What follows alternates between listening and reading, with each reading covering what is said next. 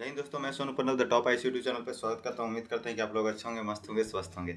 जैसा कि आपने सारा सीरीज देख रहे होंगे, एससीईआरटी सीरीज जो कि आपके सारे एग्जाम में कवर करा देंगे, चाहे आप बीपीएससी हो, बीपीएससी अकादमी हो, शिक्षक भर्ती हो, यूपीएससी हो, स्टेट पीसीएस हो। बहुत सारे एग्जाम में जो आपके एग्जाम में पूछे जाते हैं, जहाँ से आपको हिस्ट्री से क्वेश्चन आता है, ठीक है।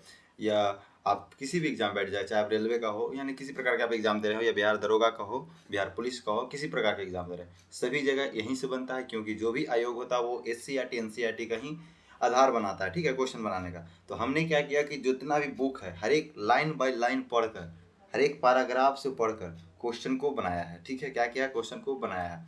अब उस क्वेश्चन को हम लोग क्या करेंगे, उस क्वेश्चन को आप लोग को बस डिस्कशन कराते चलेंगे, ठीक है। बस आप लोग को क्वेश्चन को क्या करेंगे, सब डिस्कशन कराते चलेंगे। ज़्यादा लंबा डिस्कशन नहीं करेंगे क्योंकि वीडियो ज़्यादा लंबा हो जाएगा, ठीक है। आप लोग को कम समय है तो हम कम समय में आपको सारा क्वेश्चन दिखा देंगे, ठीक है। तो आप लोग बस वीडियो में बने रहिएगा। यदि आपने वो सारा वीडियो नहीं देखा है, 9th का हम लोग साइंस, 10th का साइंस और पॉलिटी, 9th का 10th का पॉलिटी सब चीज़ कंप्लीट करा चुके हैं, ठीक है। यदि आपने नहीं देखा तो इसी चैनल पे है, जाके आप देख लीजिएगा, ठीक है। यदि आप चैनल को नए नए हैं तो चैनल को सब्सक्राइब कर लीजिएगा, ताकि आपको सारा कुछ मिल जाए, ठीक है। और जब भी वीडियो हम अपलोड करें सबसे पहले आप तक पहुँचे, तब पहुँचेगा जब आप चैनल को सब्सक्राइब कर लीजिएगा। चैनल को सब्सक्राइब करके बगल बगल में आप बेल आइकन को दबा दीजिएगा, ठीक है। क्या कीजिएगा, बेल आइकन को दबा दीजिएगा। तो चलिए हम लोग वीडियो को शुरू करते हैं। और इसमें आपको पहला बार ऐसा मिलने वाला है सीरीज यूट्यूब पे, जो कि आपका पेज बाय पेज आपका प्रूफ के साथ, सिर्फ बोलते नहीं है कि एनसीईआरटी है, आपको प्रूफ देंगे। जो क्वेश्चन बनेगा उसके नीचे स्क्रीनशॉट लगा हुआ रहेगा, ठीक है। आप देख लीजिएगा, नहीं तो आप बुक खोल लीजिएगा, ठीक है। आपको बुक भी खोल लीजिएगा, आपके पास है एनसीईआरटी बुक तो आप खोल सकते हैं, ठीक है। तो हम लोग 9th क्लास का हिस्ट्री का क्वेश्चन को शुरू करने वाला है, ठीक है। उसके बाद 10th का भी शुरू करने वाले हैं। तो चलिए हम लोग वीडियो को शुरू करते हैं। इसमें बताते हैं कि इसमें आपका पहला क्वेश्चन क्या बोला जा रहा है, ठीक है। तो चलिए हम लोग पहला क्वेश्चन की बात किया जाए तो पहला क्वेश्चन क्या है। पहला क्वेश्चन पूरा विश्व इतिहास में समुद्री यात्राओं एवं भौगोलिक खोजों में महत्वपूर्ण स्थान किसका रहा, ठीक है। बताइए इसका आंसर, बताइए। तो इसका आंसर क्या हो जाएगा, तो विश्व इतिहास में जो समुद्री यात्रा था उसमें भौगोलिक खोज हुआ था, उसका महत्वपूर्ण स्थान किसका रहा, एशिया का, यूरोप का, अफ्रीका का, ऑस्ट्रेलिया का। तो इसका आंसर की बात किया जाए तो इसका आंसर क्या हो जाएगा, यूरोप का, ठीक है। यूरोप का हो जाएगा, क्योंकि यूरोप वाले ही ने क्या किया था, खोज किया था सबका। इंडिया का भी खोज किया था, अमेरिका का भी खोज किया है, ठीक है। इस प्रकार से ये जो थे वो पूरा खोजकर्ता बने हुए थे, ठीक है। क्योंकि इनको क्या चाहिए, व्यापार के लिए इनको कुछ जगह तो चाहिए। यदि मान लीजिए कि हम दुकान लगा लेते हैं, अब मेरे पास लोग नहीं आता है खरीदने सामान, तो फिर हम कैसे खरीद पाएंगे, लोग भी तो चाहिए।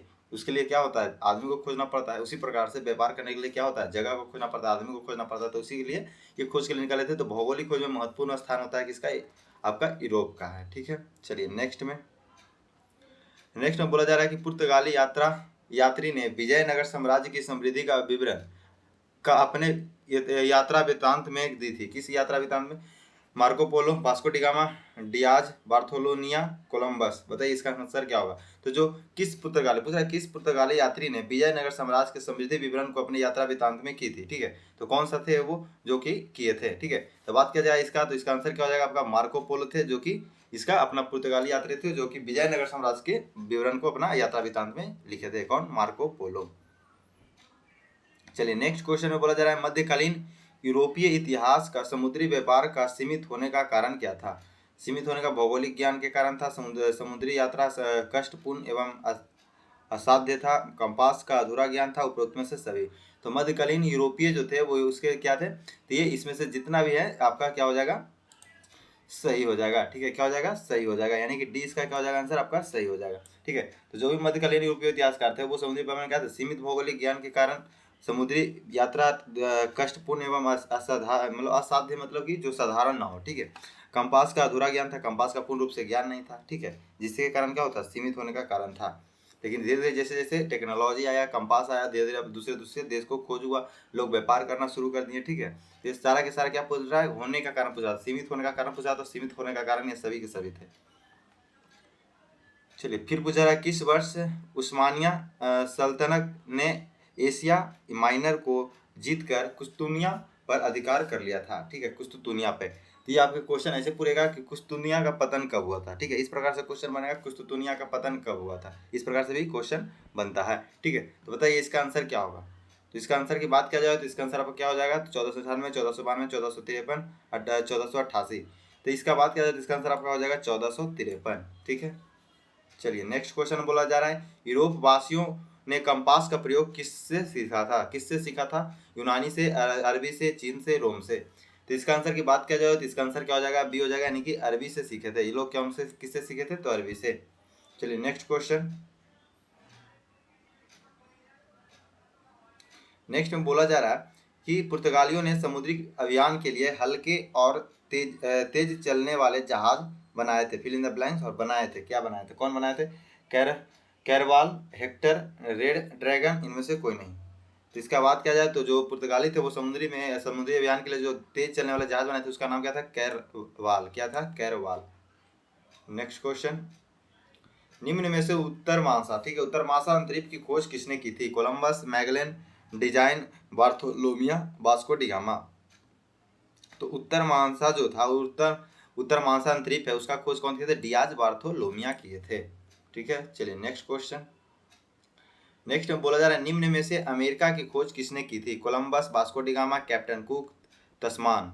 तो इसका आंसर की बात किया जाए तो जो निम्न में से अमेरिका की खोज की बात किया जाए तो अमेरिका की खोज किसने किया था, तो कोलंबस ने किया था। ठीक है, क्या कौन किए थे, कोलंबस। ये निकले थे भारत की खोज करने के लिए, लेकिन इनका रास्ता भटक गए थे, जिस कारण ये पहुंच गए अमेरिका। ठीक है, कहाँ पहुंच गए, अमेरिका। और 1492 में क्या किए, खोज कर दिए। वही वास्को डिगामा फिर वापस आया 1498 में। कब आया, जब वापस वास्को डिगामा आया तो वो भारत के कालीकट के तट पे पहुंचा था, और वो 1498 में आया भारत। ठीक है, लेकिन कोलंबस 1492 में निकला था खोज के लिए भारत के, लेकिन वो पहुंच गया कहाँ, तो कोलंबस पहुंच गया, ठीक है, अमेरिका में। तो अमेरिका का खोज कर दिया। उसके बाद बोला जा रहा है कि वास्को डिगामा समुद्र के रास्ते किस भारतीय बंदरगाह पर पहुंचे थे, कोनोर, एनोर, त्रिवेंद्रपुरम, कालीकट। ठीक है, तो अभी हमने बताया कि आपका कालीकट पे पहुंचे थे। ठीक है, तो आंसर इसका क्या हो जाएगा, सही हो जाएगा, कालीकट। भारत के कालीकट पे पहुंचे थे। ठीक है, वहीं पे जमोरीन इनका स्वागत किया था। पूछा जाता है कि किन कौन स्वागत किए थे, तो जमोरीन। चलिए फिर पूछा जा रहा है क्वेश्चन, पुर्तगाली नाविक वास्को डिगामा। ठीक है, ये क्वेश्चन यहाँ पे आ गया, कोई बात नहीं, हम बता दे रहे हैं आपको। पुर्तगाली नाविक जो है वास्को डिगामा किस भारतीय के सहयोग से भारत के कालीकट बंदरगाह पर पहुंचा था। चलिए बताइए इसका आंसर क्या होगा। तो जो पुर्तगाली नाविक था वो किसके सहयोग से कालीकट बंदरगाह पर पहुंचा था, जमोरिन, अब्दुल मजीद, अजीमुल्ला, एवी दोनों। ठीक है, तो बताइए इसका आंसर क्या होगा। तो बात किया जाए यहाँ पे पूछ रहा भारतीय सहयोग। ठीक है, स्वागत तो किया था जमोरिन, लेकिन यहाँ पे पूछ रहा सहयोग पूछा जाए तो सहयोग किसके सहयोग से भारत के कालीकट बंदरगाह पे पहुंचा था, तो उसका आंसर हो जाएगा अब्दुल माजिद। क्या हो जाएगा, अब्दुल माजिद के सहयोग से पहुंचा। जमोरिन उसका स्वागत किया था, ठीक है, याद रखिएगा यहाँ, लेकिन पूछ रहा सहयोग से। ठीक है, चलिए फिर यहाँ पे पूछा जा रहा है, अच्छा क्वेश्चन इधर आ गया है, कोई बात नहीं। पुर्तगाली व्यापार भारतीय मसालों का यूरोपीय बाजार में कितने गुना मुनाफे में बेचे थे, 55 गुना, 60 गुना, 26 गुना या 20 गुना। बताइए इसका आंसर क्या हो जाएगा। तो जो ये पुर्तगाली व्यापार थे, जो पुर्तगाली से लेके गए थे, वो मसाला के लेके गए थे। ठीक है, तो मसाला को वो कितने गुने पे बेचे थे वहां जाकर। ठीक है, तो वहां जाकर वो 26 गुना पे बेचे थे। कितना गुना पे, 26 गुना पे। याद रखिएगा, क्वेश्चन कहीं रहे हम आपको बता देते हैं, कोई टेंशन लेने वाली बात है नहीं। ठीक है, आपको बस क्वेश्चन का आंसर पता होना चाहिए, क्वेश्चन पता होना चाहिए, आपको जानकारी पता हो जाना चाहिए। ठीक है, जानकारी रहेगा तभी तो आप क्वेश्चन को सही कर पाइएगा। ठीक है, हम जानकारी दे देंगे आपको, टेंशन मत लीजिए, क्वेश्चन इधर हो उससे कोई मतलब नहीं, वो अरेंज करने में हो गया। ठीक है, वो जो टेक्स्ट चेंज हुआ है ना, जिसके कारण आपका फोटो, क्योंकि फोटो स्क्रीनशॉट भी लगाया हुआ है, तो स्क्रीनशॉट तो अपने जगह पर रह गया, लेकिन जो टेक्स्ट होता है बड़ा छोटा तो वो आगे पीछे हो जाता है। ठीक है, तो वो अरेंज करने में ऐसा हो गया, कोई इशू नहीं है। ठीक है, तो ये बस ये है कि पुर्तगाली जो यहाँ से मसाला लेके गए थे, या जो सामान लेके गए थे, वास्को डिगामा आए थे तो मसाला यहाँ से लेके गए थे। ठीक है, तो मसाला लेके गए थे तो वहाँ कितने गुना पे बेचे थे, यही क्वेश्चन है, 26 गुना पे बेचे थे। ठीक है, चलिए नेक्स्ट क्वेश्चन। फिर बोला निम्नलिखित में से सुमेलित कीजिए। ठीक है, निम्नलिखित को क्या कीजिए, सुमेलित कीजिए। Bharat, captain cook, Australia, Columbus, Newfoundland, Vasco da Gama, America, Sebastian, Cabot. ठीक है, चलिए इसका आंसर की बात करें तो इसका आंसर क्या, तो चलिए इसको मिला लेते हैं हम लोग। देखिए आपके सारा ऑप्शन दिख रहा है। फिर देखिए भारत है, तो भारत आपको पता होगा, भारत और अमेरिका दोनों के बारे में आप लोगों को पता हो गया, अभी बता ही चुके हैं। तो आप दो से आप अंदाजा लगा सकते हैं इसका क्या आंसर होगा। तो भारत का बात किया जाए तो भारत के खोज कौन किया था, तो वास्को डिगामा। ठीक है, तो भारत से वास्को डिगामा हो जाएगा। एक के तीन देख लीजिए किसमें है, एक के तीन, तो मात्र एक ही को में है तक, बस बाकी देखना ही नहीं है, आंसर हो गया आपका ये इसी। ठीक है, बाकी आपको हम बता देते हैं जानकारी के लिए। तो भारत का खोज किया था वास्को डिगामा। ठीक है, बाकी ऑस्ट्रेलिया की बात किया जाए तो ऑस्ट्रेलिया का खोज कौन किया था, कैप्टन कुक किया था। ठीक है, न्यूफाउंडलैंड की बात किया जाए तो न्यूफाउंडलैंड किया कौन किया था, तो सेबास्टिन कैबिनेट किया था। ठीक है, बाकी अमेरिका का कोलंबस किया था, आपको पता ही है। तो अमेरिका और ये दोनों को पता है, तो भारत का हो जाएगा क्या, 3, और अमेरिका का हो जाएगा क्या, 2। तो देख लीजिए कि सी नंबर का, डी नंबर का 3 किस में है, सॉरी 3 नंबर का 2 में है कोलंबस ना, हाँ, तो 4 नंबर का 2 किस में है, डी का 2 कौन में है, तो 2 में है। ठीक है, लेकिन आपको पता है कि भारत का पाँच को 3, तो ये 3 किसमें है, इसमें है, ठीक है। 2 को भी पता रहेगा तो आपका इसको आंसर कर सकते हैं, ठीक है। लेकिन जानकारी के लिए आपको सब पता हो गया। ऑस्ट्रेलिया के कैप्टन कुक, ऑस्ट्रेलिया को कैप्टन कुक और न्यू फाउंडलैंड को कौन किया था, तो ये किया था सेबास्टियन कैबनेट, ठीक है। चलिए नेक्स्ट क्वेश्चन, निम्न में से यूरोपीय द्वारा भौगोलिक खोज का परिणाम नहीं है, क्या बताइए। जो यूरोपीय खोज का भौगोलिक जो परिणाम नहीं है, पूछा जा रहा है कि जो भी खोज हुआ है तो यूरोपीय द्वारा जो भौगोलिक खोज है उसका परिणाम क्या नहीं है, ठीक है। तो ए में पूछा जाए औपनिवेशिक साम्राज्य का विकास, बी में पूछा है व्यापार वाणिज्य पर प्रतिकूल प्रभाव, दास व्यापार का विकास, पश्चिमी सभ्यता का विस्तार। बताइए इसका आंसर क्या हो जाएगा। तो इसका आंसर की बात किया जाए तो देखिए औपनिवेशिक साम्राज्य का विकास तो हुआ ही हुआ, व्यापार वाणिज्य का प्रतिकूल प्रभाव भी हुआ, व्यापार वाणिज्य भी बढ़ा, ठीक है। सॉरी, व्यापार वाणिज्य का प्रतिकूल बोल रहा है ना, नहीं तो प्रतिकूल नहीं हुआ था, ठीक है। यही इसका आंसर हो जाएगा, यह परिणाम नहीं था, ठीक है। क्या हो जाएगा, इसका परिणाम नहीं था। दास व्यापार का विकास हुआ था, पश्चिमी सभ्यता का विस्तार भी हुआ, बिल्कुल हुआ था, ठीक है। पश्चिमी सभ्यता जो भी होता उसका विस्तार हुआ था, तो बिल्कुल सही है। चलिए नेक्स्ट में हम लोग देखते हैं, देखिए भौगोलिक खोज का परिणाम ये सब था। फिर व्यापार वाणिज्य का प्रभाव, औपनिवेशिक साम्राज्य का विकास, वाणिज्यवाद का विकास, ईसाई धर्म एवं पश्चिमी सभ्यता का प्रसार, बिल्कुल, दास व्यापार का विकास, भ्रातृत्व तथा अंत एवं भौगोलिक ज्ञान की वृद्धि, ये सब चीज हुआ था, ठीक है। चलिए फिर पूछा जा रहा है भौगोलिक के लिए, देखिए यहाँ पे आपका क्वेश्चन कुछ इधर है कुछ इधर, कोई बात नहीं, हम यहाँ पे आपको बता देते हैं। भौगोलिक के लिए खोजों के प्रोत्साहन देने में के लिए, जो भौगोलिक खोज होता है उसके प्रोत्साहन देने के लिए यूरोपीय देश के किस शासक ने महत्वपूर्ण भूमिका निभाई थी। क्वेश्चन आपसे ये पूछ रहा है, ठीक है, कि भौगोलिक खोज के लिए प्रोत्साहन देने के लिए किस यूरोपीय देश ने उसके लिए क्या किए थे, शासक ने भूमिका निभाई थी। यूरोपीय देश का किस शासक था जो भूमिका निभाई थी भौगोलिक खोज के प्रोत्साहन देने में, ठीक है। तो इसका आंसर क्या हो जाएगा, हेनरी नेविगेटर, बी हो जाएगा सेबास्टियन कैबोत, और सी हो जाएगा इसाबेल, और डी हो जाएगा ए सी दोनों। बताइए इसका आंसर क्या होगा। तो इसका आंसर की बात किया जाए तो इसका आंसर क्या हो जाएगा आपका, ए और सी दोनों हो जाएगा, ठीक है। चलिए नेक्स्ट क्वेश्चन, नेक्स्ट क्वेश्चन में दो है कि अमेरिकी का स्वतंत्रता संग्राम, क्या है, अमेरिकी का स्वतंत्रता संग्राम, ठीक है। तो चलिए इसमें हम लोग डिस्कस करते हैं। तो इसमें बोला जा रहा है, पहला क्वेश्चन क्या है आपका, पहला क्वेश्चन पूछा रहा है कोलंबस ने अमेरिका की खोज के पश्चात इस बृहद भूखंड के बारे में विस्तृत जानकारी किसने दी थी। Captain Cook, Amerigo Vespucci, Thomas Paine, Henry Navigator. बताइए इसका आंसर क्या हो। तो आपको सबको पता है कि अमेरिका का खोज कौन किया था, तो ये कौन किए थे, तो कोलंबस किए थे। लेकिन पूछा जा रहा है उसका पश्चात जो भूखंड था उसका विस्तृत यानी कि पूर्ण रूप से जानकारी किसने दी थी उसका भूखंड का, तो ये हो जाएगा आपका आंसर अमेरिगो वेस्पुस्ची, ठीक है। चलिए नेक्स्ट क्वेश्चन, नेक्स्ट में बोला जा रहा है कि 15वीं शताब्दी में यूरोपीय द्वारा समुद्री मार्गों की खोज के उद्देश्य क्या था। साम्राज्य विस्तार करना था, पश्चिमी सभ्यता संस्कृति धर्म का प्रचार प्रसार करना था, व्यापारिक मार्गों को विकसित करना था, उपयुक्त में से सभी। तो इसका बात किया जाए तो 15वीं शताब्दी जो यूरोपीय का जो मुख्य उद्देश्य था वो व्यापारिक मार्गों का विकसित करना था। क्या था, व्यापारिक मार्गों का विकसित करना था। तीसरा में बोला जा रहा है कि अमेरिका स्वतंत्रता संग्राम के तत्कालीन कारण क्या थे। मध्यम वर्ग का उदय, बोस्टन चाय पार्टी, समाजवादी एवं धार्मिक मतभेद, भौगोलिक दूरी, ठीक है। बताइए इसका आंसर क्या होता है। अमेरिका स्वतंत्रता संग्राम का तत्कालीन कारण क्या था, तो तत्कालीन कारण बोस्टन का चाय पार्टी था। क्या था, बोस्टन का चाय पार्टी। अमेरिका यदि पूछा जाए कि अमेरिका स्वतंत्रता संग्राम का तत्कालीन कारण क्या था, तो बोस्टन का चाय पार्टी।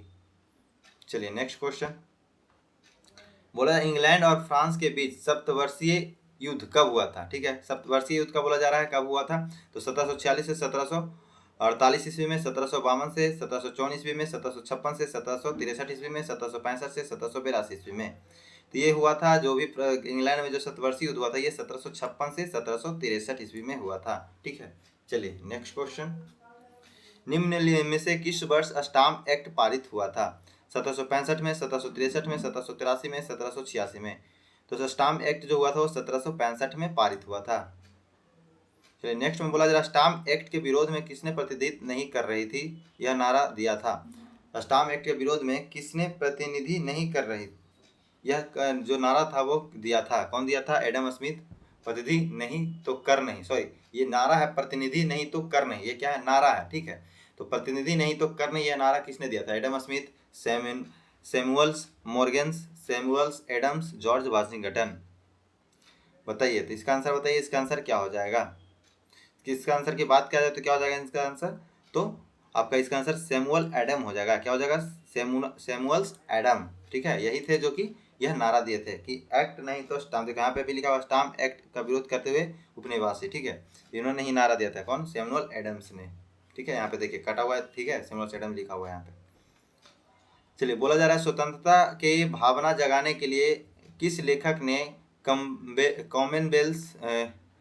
कॉमन्सवेल्थ नामक पत्रिका का प्रकाशित किया था? Thomas Paine, Angelo Raphael, Thomas Jefferson. बताइए इसका आंसर क्या होगा? इसका आंसर की बात करें तो थॉमस पेन ने थे, जो कि यह लेखक को पत्रिका को प्रकाशित किए थे। चलिए इसमें बोला जा रहा है कि 8 नंबर के इंग्लैंड के किस शासक ने अमेरिकी उपनिवेशों को प्रति निरंकुश नीति का शासन को अपनाया था? जॉर्ज प्रथम, जॉर्ज द्वितीय, जॉर्ज तृतीय, जॉर्ज पंचम। तो 8 नंबर की बात किया जाए तो 8 नंबर का आंसर आपका क्या हो जाएगा? तो 8 नंबर का आंसर आपका हो जाएगा जॉर्ज तृतीय, ठीक है। इंग्लैंड के किस शासक ने अमेरिकी उपनिवेशों को निरंकुश नीति का शासन अपनाया था? जॉर्ज तृतीय, ठीक है, जॉर्ज तृतीय।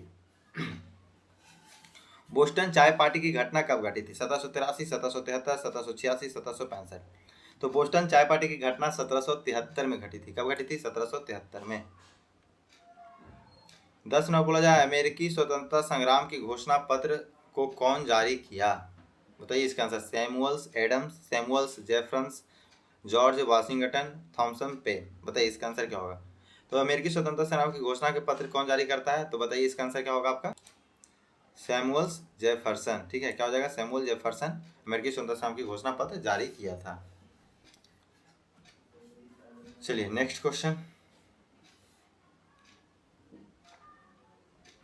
अमेरिकी स्वतंत्रता संग्राम की समाप्ति किस संधि के तहत किया गया था? पेरिस की संधि, वाशिंगटन की संधि, फिलाडेल्फिया की संधि, लेक्सी संगठन की संधि। बताइए। तो अमेरिका की स्वतंत्रता संग्राम पेरिस की संधि में किया गया था, ठीक है, पेरिस की संधि में। चलिए नेक्स्ट क्वेश्चन। अब पूछ दिया जाए कि पेरिस की संधि कब हुआ था? तो पेरिस की संधि 1783 में हुआ था, ठीक है, याद रखिए 3 फरवरी 1783 में। चलिए नेक्स्ट क्वेश्चन। निम्न में से किस वर्ष में अमेरिका का संविधान लागू हुआ? ठीक है, तो अमेरिका का संविधान लागू कब हुआ था? तो 1787 में, 1783 में, 1786 में, 1789 में। तो 1789 में संविधान अमेरिका का लागू हुआ था। याद रखिएगा कब हुआ था? 1789 में। फिर बोला जा रहा है निम्न में से अमेरिका का प्रथम राष्ट्रपति कौन थे? Samuels Adams, George Washington, Samuels Jefferson, James Madison, ठीक है। तो जो अमेरिका का जो प्रथम राष्ट्रपति थे जॉर्ज वाशिंगटन थे, ठीक है, जॉर्ज क्या थे? वाशिंगटन। वहाँ का वाशिंगटन एक शहर भी है अमेरिका का, ठीक है, क्या है? वाशिंगटन एक शहर है अमेरिका का भी, ठीक है। तो प्रथम राष्ट्रपति की बात करें तो जॉर्ज वाशिंगटन वहाँ के कौन थे? प्रथम राष्ट्रपति थे, ठीक है। चलिए नेक्स्ट क्वेश्चन बोला जा रहा है अमेरिका स्वतंत्रता संग्राम के दौरान किसके नेतृत्व में फ्रांसीसी सैनिक ने भाग लिया था? लियाकते का, बोकेसिया का, नेपोलियन बोनापार्ट का, थॉमस वेस्ट का। इसका आंसर की बात किया जाए तो इसका आंसर आपका हो जाएगा लिफाइते, ठीक है, क्या हो जाएगा? लिफाइते। फ्रांसीसी के जो बोला जा रहा है लिफाइते के नेतृत्व में फ्रांसीसी सैनिक ने भाग लिया था। फिर बोला जा रहा है अमेरिकी स्वतंत्रता संग्राम के दौरान, यहाँ पे क्वेश्चन यहाँ पे कोई बात नहीं पढ़ रहे हैं, अमेरिकी स्वतंत्रता संग्राम के दौरान किसने लेसेज फेयर का सिद्धांत दिया था? ठीक है, तो बताइए किसने दिया था? George Washington, George Madison, Adam Smith, Samuel Adam. तो इसका आंसर की बात किया जाए तो इसका आंसर आपका क्या हो जाएगा? तो एडम स्मिथ थे, जो कि क्या किए थे? अमेरिकी स्वतंत्रता संग्राम के दौरान लेजेस फेयर का सिद्धांत दिए थे। क्या दिए थे? लेजेस फेयर मतलब होता है कि मुक्त व्यापार, ठीक है, क्या होता है? मुक्त व्यापार। तो मुक्त व्यापार की बात किया जाए तो मुक्त व्यापार का सिद्धांत किसने दिया था? तो एडम स्मिथ। ये क्या थे? शास्त्री भी थे। एडम स्मिथ क्या थे? शास्त्री भी थे। निम्न बोला जाए अमेरिका स्वतंत्रता संग्राम में इंग्लैंड की सफलता के कारण क्या थे? ब्रिटिश राजनेता के बीच राजनीतिक मतभेद, भौगोलिक स्थिति में अपरिचित मतलब कि अपरिचित जिसको जान पहचान ना हो, मतलब भौगोलिक स्थिति में ब्रिटेन को विदेशी सहायता प्राप्त करना, अमेरिका की शक्ति को नज़रअंदाज करना। बताइए इसका आंसर क्या हो जाएगा? तो इसका आंसर की बात किया जाए तो इसका आंसर क्या हो जाएगा? ब्रिटेन की राजनेता के बीच राजनीतिक मतभेद, बिल्कुल ये कारण थे। भौगोलिक स्थिति के अपरिचित, बिल्कुल ये भी कारण थे, उस समय उतना ज़्यादा भौगोलिक लोग को खोज नहीं हुआ था। फिर बोला जा रहा है तीसरा कि ब्रिटेन को विदेशी सहायता प्राप्त करना, नहीं ये नहीं होगा। ब्रिटेन की विदेशी सहायता क्या प्राप्त करेगा? अमेरिका की शक्ति की नज़रअंदाज करना, बिल्कुल। तो ये आपका हो जाएगा आपका आंसर, यानी कि 1 2 3 1 2 4 1 2 4 किसमें? सी में है, तो सी आपका आंसर हो जाएगा सही। चलिए नेक्स्ट में आप लोग अध्याय 3 में आ गए, फ्रांस की क्रांति। क्या है फ्रांस की क्रांति में? इसमें बोला जाए निम्न में से किस वर्ष फ्रांस की क्रांति हुआ था? 1786 में, 1789 में, 1783 में, 1889 में। तो इसका आंसर की बात किया जाए तो 1789 में क्या हुआ था? फ्रांस की क्रांति हुआ था। दूसरा बोला जा रहा है किस क्रांति से स्वतंत्रता, समानता एवं बंधुत्व की प्रेरणा ली गई थी? चलिए बताइए इसका आंसर क्या होगा? बहुत इंपॉर्टेंट क्वेश्चन आपके एग्जाम में पूछा भी जाता है कि किस क्रांति से स्वतंत्रता, समानता एवं बंधुत्व की प्रेरणा ली गई थी। तो आपका आंसर क्या होगा? तो आपका आंसर फ्रांस की क्रांति से, फ्रांसीसी क्रांति से इसका प्रेरणा ली गई थी। ठीक है, पॉलिटी में भी कभी कभी ये क्वेश्चन आ जाता है। ठीक है, तो याद रखिएगा, इंपॉर्टेंट क्वेश्चन ये सब। चलिए नेक्स्ट क्वेश्चन बोला जा रहा है फ्रांसीसी क्रांति के राजनीतिक कारण क्या था? फ्रांसीसी क्रांति के राजनीतिक कारण नहीं थे, दूसरा नहीं थे। ठीक है, याद रखिए यहाँ पे नहीं थे पूछ रहा था। तो निरंकुश एवं अयोग शासन, स्वसत्ता शासन का अभाव, मेरी अंत्योदय का प्रभाव, बेरोजगारी की समस्या। तो फ्रांसीसी का राजनीति का कारण नहीं थे, बेरोजगारी की समस्या, ये आपका कारण नहीं पूछा है। ठीक है, बाकी कारण पूछता तो ये मेरी अंत्योदय का प्रभाव भी हो जाता है। ठीक है, स्वच्छता का अभाव भी हो जाता है, निरंकुश एवं आयोग का शासन भी हो जाता है। लेकिन राजनीतिक कारण नहीं पूछ रहा, तो राजनीतिक बेरोजगारी की समस्या कोई राजनीतिक कारण नहीं थी वहाँ के फ्रांसीसी क्रांति के समय। ठीक है, यहाँ पे देखिए राजनीतिक कारण क्या थे? निरंकुश एवं आयोग शासन थे। संसद की बैठक 175 वर्ष तक नहीं बुलाई गई थी। ठीक है, अतात्विक केंद्रीय कारण की नीति थी, स्वसत्ता शासन का अभाव था, मेरी अंत्योदय का प्रभाव था। ये सब राजनीतिक कारण थे वहाँ का। चलिए फिर बोला निम्न में से किस शासन काल में अमेरिका को 13 उपनिवेश को ब्रिटेन के आजाद कराने में फ्रांस को 10 अरब का कर्ज बढ़ा दिया गया? लुइस 15, सॉरी लुइस आपका 14, लुइस 15, लुइस 16, लुइस 16, लुइस आपका 11। बताइए इसका आंसर क्या होगा? तो इसका आंसर की बात किया जाए तो लुइस 16 हो जाएगा। कितना हो जाएगा? लुइस 16। ठीक है, जब वहाँ पे शासन काल लगा था अमेरिका में तो 13 उपनिवेश की ब्रिटेन के आजाद के कराने के फ्रांस में 10 अरब कर्ज किया था। ठीक है, तो ये समय जो वहाँ के कौन थी? ठीक है, वहाँ के जो शासक थे वो कौन थी? तो लुइस सोलामा थे। क्या थी? लुइस सोलामा। ठीक है, चलिए नेक्स्ट क्वेश्चन बोला जा रहा है फ्रांसीसी क्रांति के संदर्भ में किस शासक ने निरंकुशता का परिचय देते हुए कहा कि मैं ही राज्य हूँ? ठीक है, बताइए मैं हूँ राज्य हूँ किसने कहा था? तो मैं हूँ राज्य हूँ ये क्या था? लुई 14वां। ठीक है, लुई 14वां। ठीक है, तो याद रखिए बी या सॉरी लुई 14वां आपका ए में है। ठीक है, ये तो लुई 15 हो जाएगा। रोमन अंक में देखिएगा, रोमन अंक आपको सबको पता होगा कि रोमन अंक किसको क्या बोलते हैं रोमन अंक में। ठीक है, तो इसको हम एक्स को 10 बोलते हैं, आई को 1 बोलते हैं, वी को 5 बोलते हैं। ठीक है, तो आई वी है यानी कि वी से एक कम है तो यानी 4, तो लुई आपका 14वां ये है। ठीक है, 14 मतलब ये है, रोमन अंक में 14 ऐसे लिखा जाता है। तो लुई 14 थी जो कहती थी कि मैं ही राज्य हूँ। ठीक है, कौन बोलती थी? लुई 14। ठीक है, और उसके बाद एक और आपका स्टेटमेंट आएगा कि ये तो पूछा कि मैं ही राज्य हूँ, एक बोलता था कि मैं ही राज्य हूँ, मैं ही शासन हूँ। ठीक है, बोलता था मैं ही शासन हूँ, लुई 16वां, सॉरी लुई 14वां थी, ये लुई 16वां बोलती थी। हाँ, मैं ही कानून हूँ, मैं ही शासन हूँ, मैं ही कानून हूँ। ठीक है, ये बोला मैं ही राज्य हूँ, तो मैं ही राज्य हूँ पूछता है तो लुई 14वां। ठीक है, चलिए यहाँ पे आपसे लुई 16वां ये पूछा था कि जिसके शासनकाल में ब्रिटेन के आज़ाद कराने के समय फ्रांस में 10 अरब खर्च किया था, यानी ब्रिटेन के जो आज़ाद कराने के समय में फ्रांस 10 अरब खर्च किया था, उसमें कौन था वहाँ का शासक? तो उसमें लुई 16वां हो जाएगा। लेकिन यहाँ पे पूछेगा मैं ही राज्य हूँ तो लुई 14वां हो जाएगा। ठीक है, चलिए नेक्स्ट क्वेश्चन। फ्रांसीसी समाज 3 श्रेणियों में बांटा हुआ था, जिनमें द्वितीय श्रेणी में कौन थे? पादरी थे, अभिजात वर्ग थे, मध्यम वर्ग थे, इनमें से कोई नहीं। तो इसका आंसर की बात क्या है? द्वितीय श्रेणी आपका क्या हो जाएगा? तो द्वितीय श्रेणी में आपका हो जाएगा अभिजात वर्ग। ठीक है, क्या हो जाएगा? अभिजात वर्ग। ठीक है, चलिए नेक्स्ट बोला जा रहा है फ्रांसीसी समाज में प्रथम एवं द्वितीय स्टेट में कितनी प्रतिशत जनता थी? ठीक है, तो इसका आंसर की बात किया जाए तो इसका 90, 40, 10, 50, तो इसका आंसर हो जाएगा आपका 40%। ठीक है, फ्रांसीसी समाज में क्या थे? द्वितीय स्टेट के कितने थे? तो 40% थे। फिर बोला जा रहा है फ्रांसीसी समाज में तृतीय स्टेट में कितनी प्रतिशत जनता थी? तो इसका आंसर आपका 10% हो जाएगा। कितना? 10%। ठीक है, चलिए यहाँ पे देखिए आप लोग को बता देते हैं। फ्रांसीसी समाज में 3 स्टेट में बांटा गया था, 3 श्रेणी में बांटा हुआ था। ठीक है, प्रथम स्टेट को बोलते थे किसको? पादरी बोलते थे। ठीक है, याद रखिए प्रथम स्टेट को पादरी, यदि प्रथम पूछे तो पादरी। ठीक है, याद रखिए कौन? पादरी। और दूसरे पूछे तो अभिजात वर्ग। ठीक है, दूसरे पूछे तो क्या? अभिजात वर्ग। ठीक है, और यदि आपके इसी प्रकार से तीसरे पूछ दिया तो क्या कीजिएगा? ठीक है, तीसरे पूछे तो क्या है? तो तीसरे में आपका तो बात करें तीसरे में तो वो मध्यम परिवार आता है, जिसमें मिडिल फैमिली जिसको बोलते हैं ना, उसको मध्यम वर्ग में बांटा गया, जिसमें आपका व्यापार ये सब व्यापारी करने वाले थे, बिजनेस करने वाले थे, जो जो मध्यम मिडिल क्लास से होते थे। ठीक है, तो मध्यम उसको बोलते थे। ठीक है, तृतीय को क्या बोलते थे? मध्यम स्टेट। ठीक है, चलिए देखिए यहाँ पे यदि देखा जाए तो यहाँ पे देखिए यहाँ पे आप देख सकते हैं। ठीक है, प्रथम स्टेट में किसको बांटा है? पादरी वर्ग को। द्वितीय स्टेट में कुलीन वर्ग या फिर अभिजात वर्ग, इसी को बोलते हैं कुलीन वर्ग, इसी को बोलते हैं अभिजात वर्ग, ठीक है। तृतीय स्टेट में क्या बांटा है किसको? तो बड़े व्यापारी, व्यवसायी एवं शिक्षित वर्ग को, ठीक है, मतलब बिजनेसमैन हो, बिजनेस क्लास हो, ठीक है, या इसको आप बोल सकते हैं बिजनेस क्लासेज जो होता है उसको बोल सकते हैं, सॉरी, ठीक है। तो मध्यमानी इसको बिजनेस क्लासेज बोल सकते हैं, ठीक है। बिजनेस क्लासेज में होता है जिसको हम, जिसमें बड़े बड़े व्यापारी होते थे, उसको तृतीय स्टेट में बांटा गया था, ठीक है। उसी को तृतीय स्टेट में जैसे किसान हो गया, शिल्प हो गया, छोटे किसान हो गया, नौकर या मजदूर, यानी सभी प्रकार की इसमें होती है। एक प्रकार से मिडिल क्लास भी बोल सकते हैं, मध्यम भी बोल सकते हैं, ठीक है। तो इसमें सभी के सभी क्या हो जाएंगे आपको? तृतीय स्टेट में आ जाएंगे, चाहे छोटे किसान हो, चाहे नौकर हो, चाहे मजदूर हो, चाहे शिल्प यानी कि सोनार की दुकान हो, या किसान हो, किसी प्रकार को, ठीक है। इस सभी के शिक्षित वर्ग भी, व्यवसायी भी और बड़े व्यापारी भी सब आ जाएंगे तृतीय में, ठीक है। फिर बोला जा फ्रांसीसी के क्रांति के संदर्भ में टैले का क्या अर्थ है? टैले, इसका क्या अर्थ है? भूमि कर, धार्मिक कर, उपहार कर, सीमा कर। तो जो फ्रांसीसी क्रांति के संदर्भ में बात किया जा रहा है, तो इसमें टैले का अर्थ होता है भूमि कर। क्या होता है? भूमि कर। फ्रांसीसी क्रांति के संदर्भ में तीथे, तीथे का क्या अर्थ है? वो टैले, ये तीथे, तीथे का क्या अर्थ है?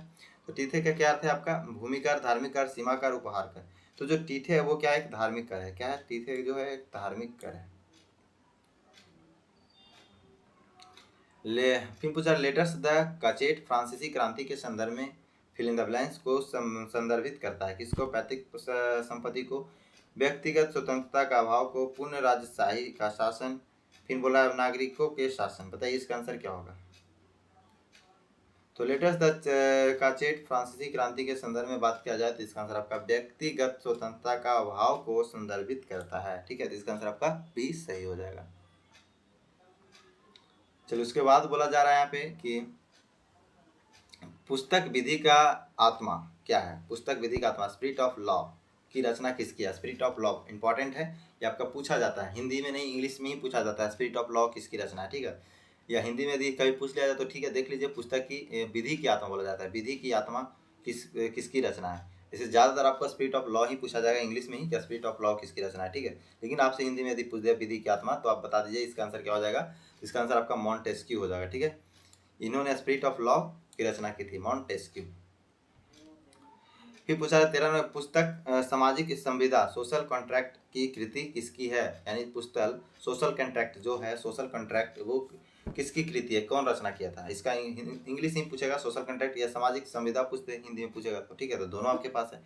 तो इसकी बात किया जाए तो इसका आंसर रूसो था, रूसो किया था रचना, ठीक है। किसका था? रूसो का।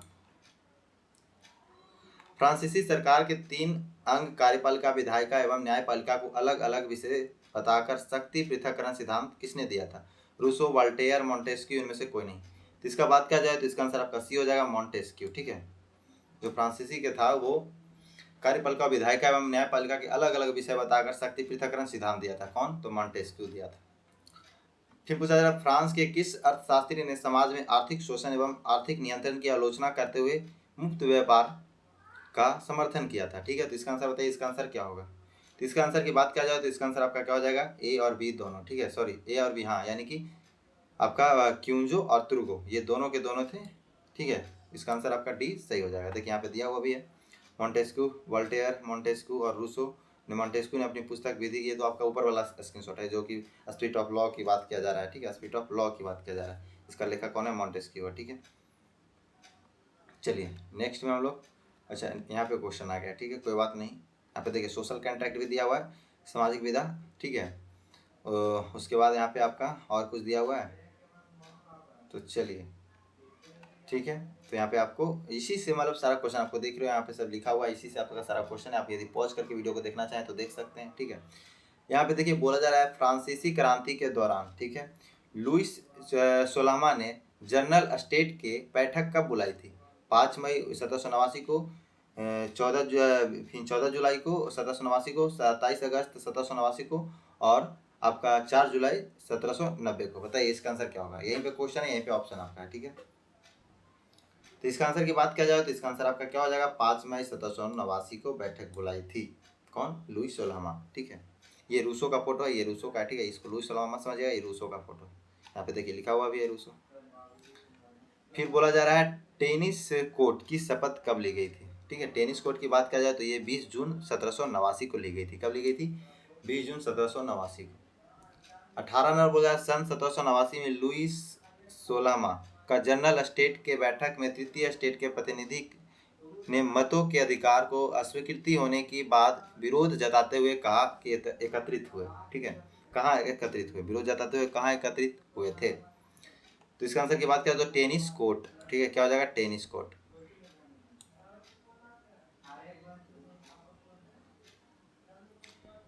फिर उसके बाद बात किया जाए कि फ्रांस में बैस्टिल दिवस कब मनाया जाता है। ठीक है, तो बैस्टिल दिवस की बात किया जाए तो वो 14 जुलाई को मनाया जाता है। ठीक है, कब मनाया जाता है? 14 जुलाई को, 14 जुलाई को। उसके बाद चलिए नेक्स्ट क्वेश्चन बोला जा रहा है कि फ्रांस के स्वतंत्रता के पश्चात नेशनल असेंबली में मानव और नागरिकों का अधिकार को कब स्वीकार किया गया था? ठीक है, इसका आंसर की बात किया जाए तो इसका आंसर आपका क्या हो जाएगा? 15 अगस्त 1789, 27 अगस्त 1789, 21 अगस्त 1789, 25 अगस्त 1789।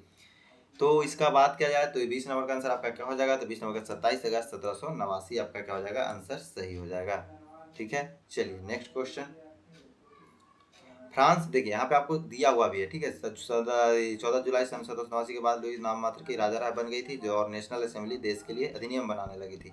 इसी समय 27 अगस्त 1789 को मानव नागरिकों का अधिकार को स्वीकार किया गया था। ठीक है, तो यहाँ पे आपको सारा कुछ दिया हुआ है, आपको स्क्रीनशॉट लिया गया, इसी से आपका बनाया गया है। ठीक है, यदि आपके पास बुक है तो आप बुक खोल के भी देख सकते हैं, आपको वहीं से लाइन बाय लाइन से आपका क्वेश्चन मिल जाएगा।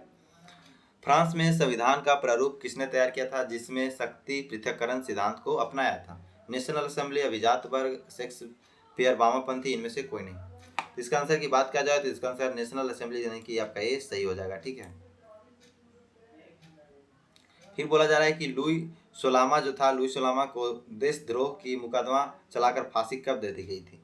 तो जो लुई सोलामा को फांसी दिया गया था देशद्रोह के मुकदमा चलाकर, तो आपका 21 जनवरी 1993 को दी गई थी। कब दिया था? 21 जनवरी 1993 को दिया गया था। ठीक है, याद रखिएगा फांसी कब दिया गया था? 21 जनवरी 1793 को। फ्रांस के क्रांति के राजा के दैविक अधिकार को समाप्त करके किसका स्थापना किया गया था? गणतंत्र, जनतंत्र, राजतंत्र, लोकतंत्र। तो इसका स्थापना किया गया था जनतंत्र की स्थापना किया गया था। ठीक है, चलिए नेक्स्ट में बोला जा रहा है फ्रांसीसी क्रांति के दास प्रथा का अंतिम रूप से उन्मूलन कब हुआ था? तो दास प्रथा का अंतिम रूप से उन्मूलन की बात किया जाए तो 1848 में हुआ था। कब हुआ था? 1848 में हुआ था। नेक्स्ट में बोला जा रहा है कि फ्रांसीसी क्रांति, ठीक है, फ्रांसीसी क्रांति का परिणाम क्या था? स्वतंत्रता, जनतंत्र की स्थापना, समाजवाद का प्रारंभ, दास प्रथा का उन्मूलन, राष्ट्रीय कैलेंडर की शुरुआत। बताइए इसका आंसर क्या हो जाएगा? तो इसका आंसर की बात किया जाए तो आपका सब के सब इसमें फ्रांसीसी क्रांति का परिणाम ही था। सब के सब आपका क्या हो जाएगा? सही हो जाएगा। ठीक है, सब के सब क्या हो जाएगा? सही हो जाएगा। यानी कि जनतंत्र की स्थापना भी हुआ, समाजवाद का प्रारंभ भी हो गया, दास प्रथा का उन्मूलन भी हो गया, राष्ट्रीय कैलेंडर की शुरुआत भी हो गई थी। ठीक है, तो ये सभी के सभी क्या होगा? यहाँ पे सही हो जाएगा। देखिए यहाँ पे दिया हुआ है परिणाम क्या क्या था। पुरातत्व व्यवस्था का अंत हो गया। ठीक है, धनपेशा राज की स्थापना की गई, जनतंत्र की स्थापना की गई, व्यक्ति की महात्म को अस्वीकृति और समाजवाद का प्रारंभ हो गया, वाणिज्य व्यापार का वृद्धि एवं दास प्रथा का उन्मूलन हो गया, सरकार पर शिक्षा का उत्तरदायित्व हो गया, राष्ट्रीय कैलेंडर की शुरुआत एवं महिला का आंदोलन हो गया। ठीक है, यानी कि 10 प्रकार के पॉइंट दिया हुआ, 10 पॉइंट आपका परिणाम था, फ्रांसीसी क्रांति का परिणाम था। ठीक है, चलिए नेक्स्ट में बोला जा रहा है फ्रांस की क्रांति का प्रभाव निम्न में से किस यूरोपीय देश पर पड़ा था? ठीक है, तो इसमें बताइए किस देश पे पड़ा था? सॉरी, इस पे बोला किस देश पे नहीं पड़ा था। ठीक है, नहीं पड़ा था तो किस पे नहीं पड़ा था? तो स्पेन पे नहीं पड़ा था। ठीक है, स्पेन पे नहीं पड़ा था, बाकी जर्मनी, इंग्लैंड और इटली पे पड़ा था। देखिए अन्य देश जहाँ पे प्रभाव पड़ा था इसका, तो इटली पे पड़ा था, जर्मनी पे पड़ा था, पोलैंड पे पड़ा था, इंग्लैंड पे पड़ा था। ठीक है, इस सब पे पड़ा था, लेकिन किस पे नहीं पड़ा था? स्पेन पे नहीं पड़ा था। फ्रांस की क्रांति के फ्रांस के क्रांति के पश्चात किसको इटली और जर्मनी के लोगों के क्रांति के अग्रदूत कहकर स्वागत किया था? बताइए, फ्रांस के क्रांति के पश्चात किस शासक को, शासक इधर, ठीक है, किस शासक को इटली के और जर्मनी के लोगों के क्रांति के अग्रदूत कहकर स्वागत किया था? लिफाइते का, नेपोलियन बोनापार्ट का, रेबिस्वियर का, एंजेलो का। इसका आंसर की बात किया जाए तो इसका आंसर बी हो जाएगा, नेपोलियन बोनापार्ट को अग्रदूत कहा जाता था। ठीक है, जर्मनी के लोगों ने क्रांति के अग्रदूत किसको कहा था? तो नेपोलियन बोनापार्ट को। नेक्स्ट बोला जा रहा है इंग्लैंड में संसदीय सुधार अधिनियम कब पारित किया गया था? ठीक है, 1832, 1830, 1825, 1829। तो इसका आंसर की बात किया जाए तो इसका आंसर आपका 1832 में क्या था? संसदीय सुधार अधिनियम पारित किया गया था। घोषणा की, चलिए इसका आपको हो गया क्वेश्चन, चाहिए नहीं हुआ। क्लब जैकोबिन के प्रसिद्ध नेता कौन थे? लियाफ्ते, नेपोलियन बोनापार्ट, मैक्सिमिलियन रोबिस्पियर और वोल्टेयर। इसका आंसर की बात करें तो इसका आंसर आपका सी हो जाएगा। ठीक है, क्या हो जाएगा? सी इसका आंसर आपका सही हो जाएगा, मैक्सिमिलियन रोबेस्पियर। चलिए अध्याय 4 अब विश्व युद्ध के इतिहास को देखेंगे। ठीक है, तो अध्याय 4 में हम लोग विश्व युद्ध जो हुआ था, तो प्रथम विश्व युद्ध के बारे में हम लोग चर्चा करेंगे पहले, उसके बाद हम लोग द्वितीय विश्व युद्ध के बारे में चर्चा करेंगे। ठीक है, तो पहले हम लोग प्रथम विश्व युद्ध के बारे में देख लेते हैं। तो चलिए प्रथम विश्व युद्ध के बारे में पहला क्वेश्चन आपका क्या है? बोला जा रहा है कि प्रथम विश्व युद्ध आरंभ कब हुआ था? तो बताइए 1914, 1915, 1917, 1918। तो इसका प्रारंभ की बात किया जाए तो प्रारंभ हुआ था 1914 में, और अंत कब हुआ था? तो 1918 में। ठीक है, कब हुआ था? 1918 में समाप्त हुआ था और शुरू हुआ था 1914 में। प्रथम विश्व युद्ध का तत्कालीन कारण क्या था? बाल्कन का प्रायद्वीपीय मुकदमा, राजकुमार फरिंदे की हत्या, ऑस्ट्रेलिया के तुर्की पर आक्रमण, फ्रांसीसी मोरक्को का अधिकार। तो इसका प्रथम विश्व युद्ध का तत्कालीन कारण था कि राजकुमार फरिंदे को हत्या। ठीक है, यही इसका क्या था? तत्कालीन कारण। ऑस्ट्रेलिया, ऑस्ट्रेलिया नहीं है, ऑस्ट्रेलिया है। ऑस्ट्रेलिया अलग है, ऑस्ट्रेलिया अलग है। ठीक है, तो याद रखिएगा ऑस्ट्रेलिया ने तुर्की पर अपना अधिकार कब किया था? ठीक है, तो तुर्की पर अधिकार कब किया था? तो 1904 में किया था। कब किया था? तुर्की पे 1904 में। निम्न में से जर्मनी का चांसलर कौन था? बिस्मार्क था, वुड्रो विल्सन था, मेडिसन था, हिटलर था। तो देखिए जर्मनी का जो चांसलर था वो कौन था? तो हिटलर था। कौन था? हिटलर। ठीक है, अच्छा ये बात क्या है कि जो तत्कालीन कारण था वो राजकुमार जो था वो कहाँ के था? तो ऑस्ट्रेलिया के राजकुमार था। कहाँ के था? ऑस्ट्रेलिया के राजकुमार। ऑस्ट्रेलिया, ठीक है, ऑस्ट्रेलिया नहीं, ऑस्ट्रेलिया का। जर्मनी के चांसलर कौन था? तो हिटलर था। चलिए पता हो गया आपको। चलिए नेक्स्ट में हम लोग देखते हैं।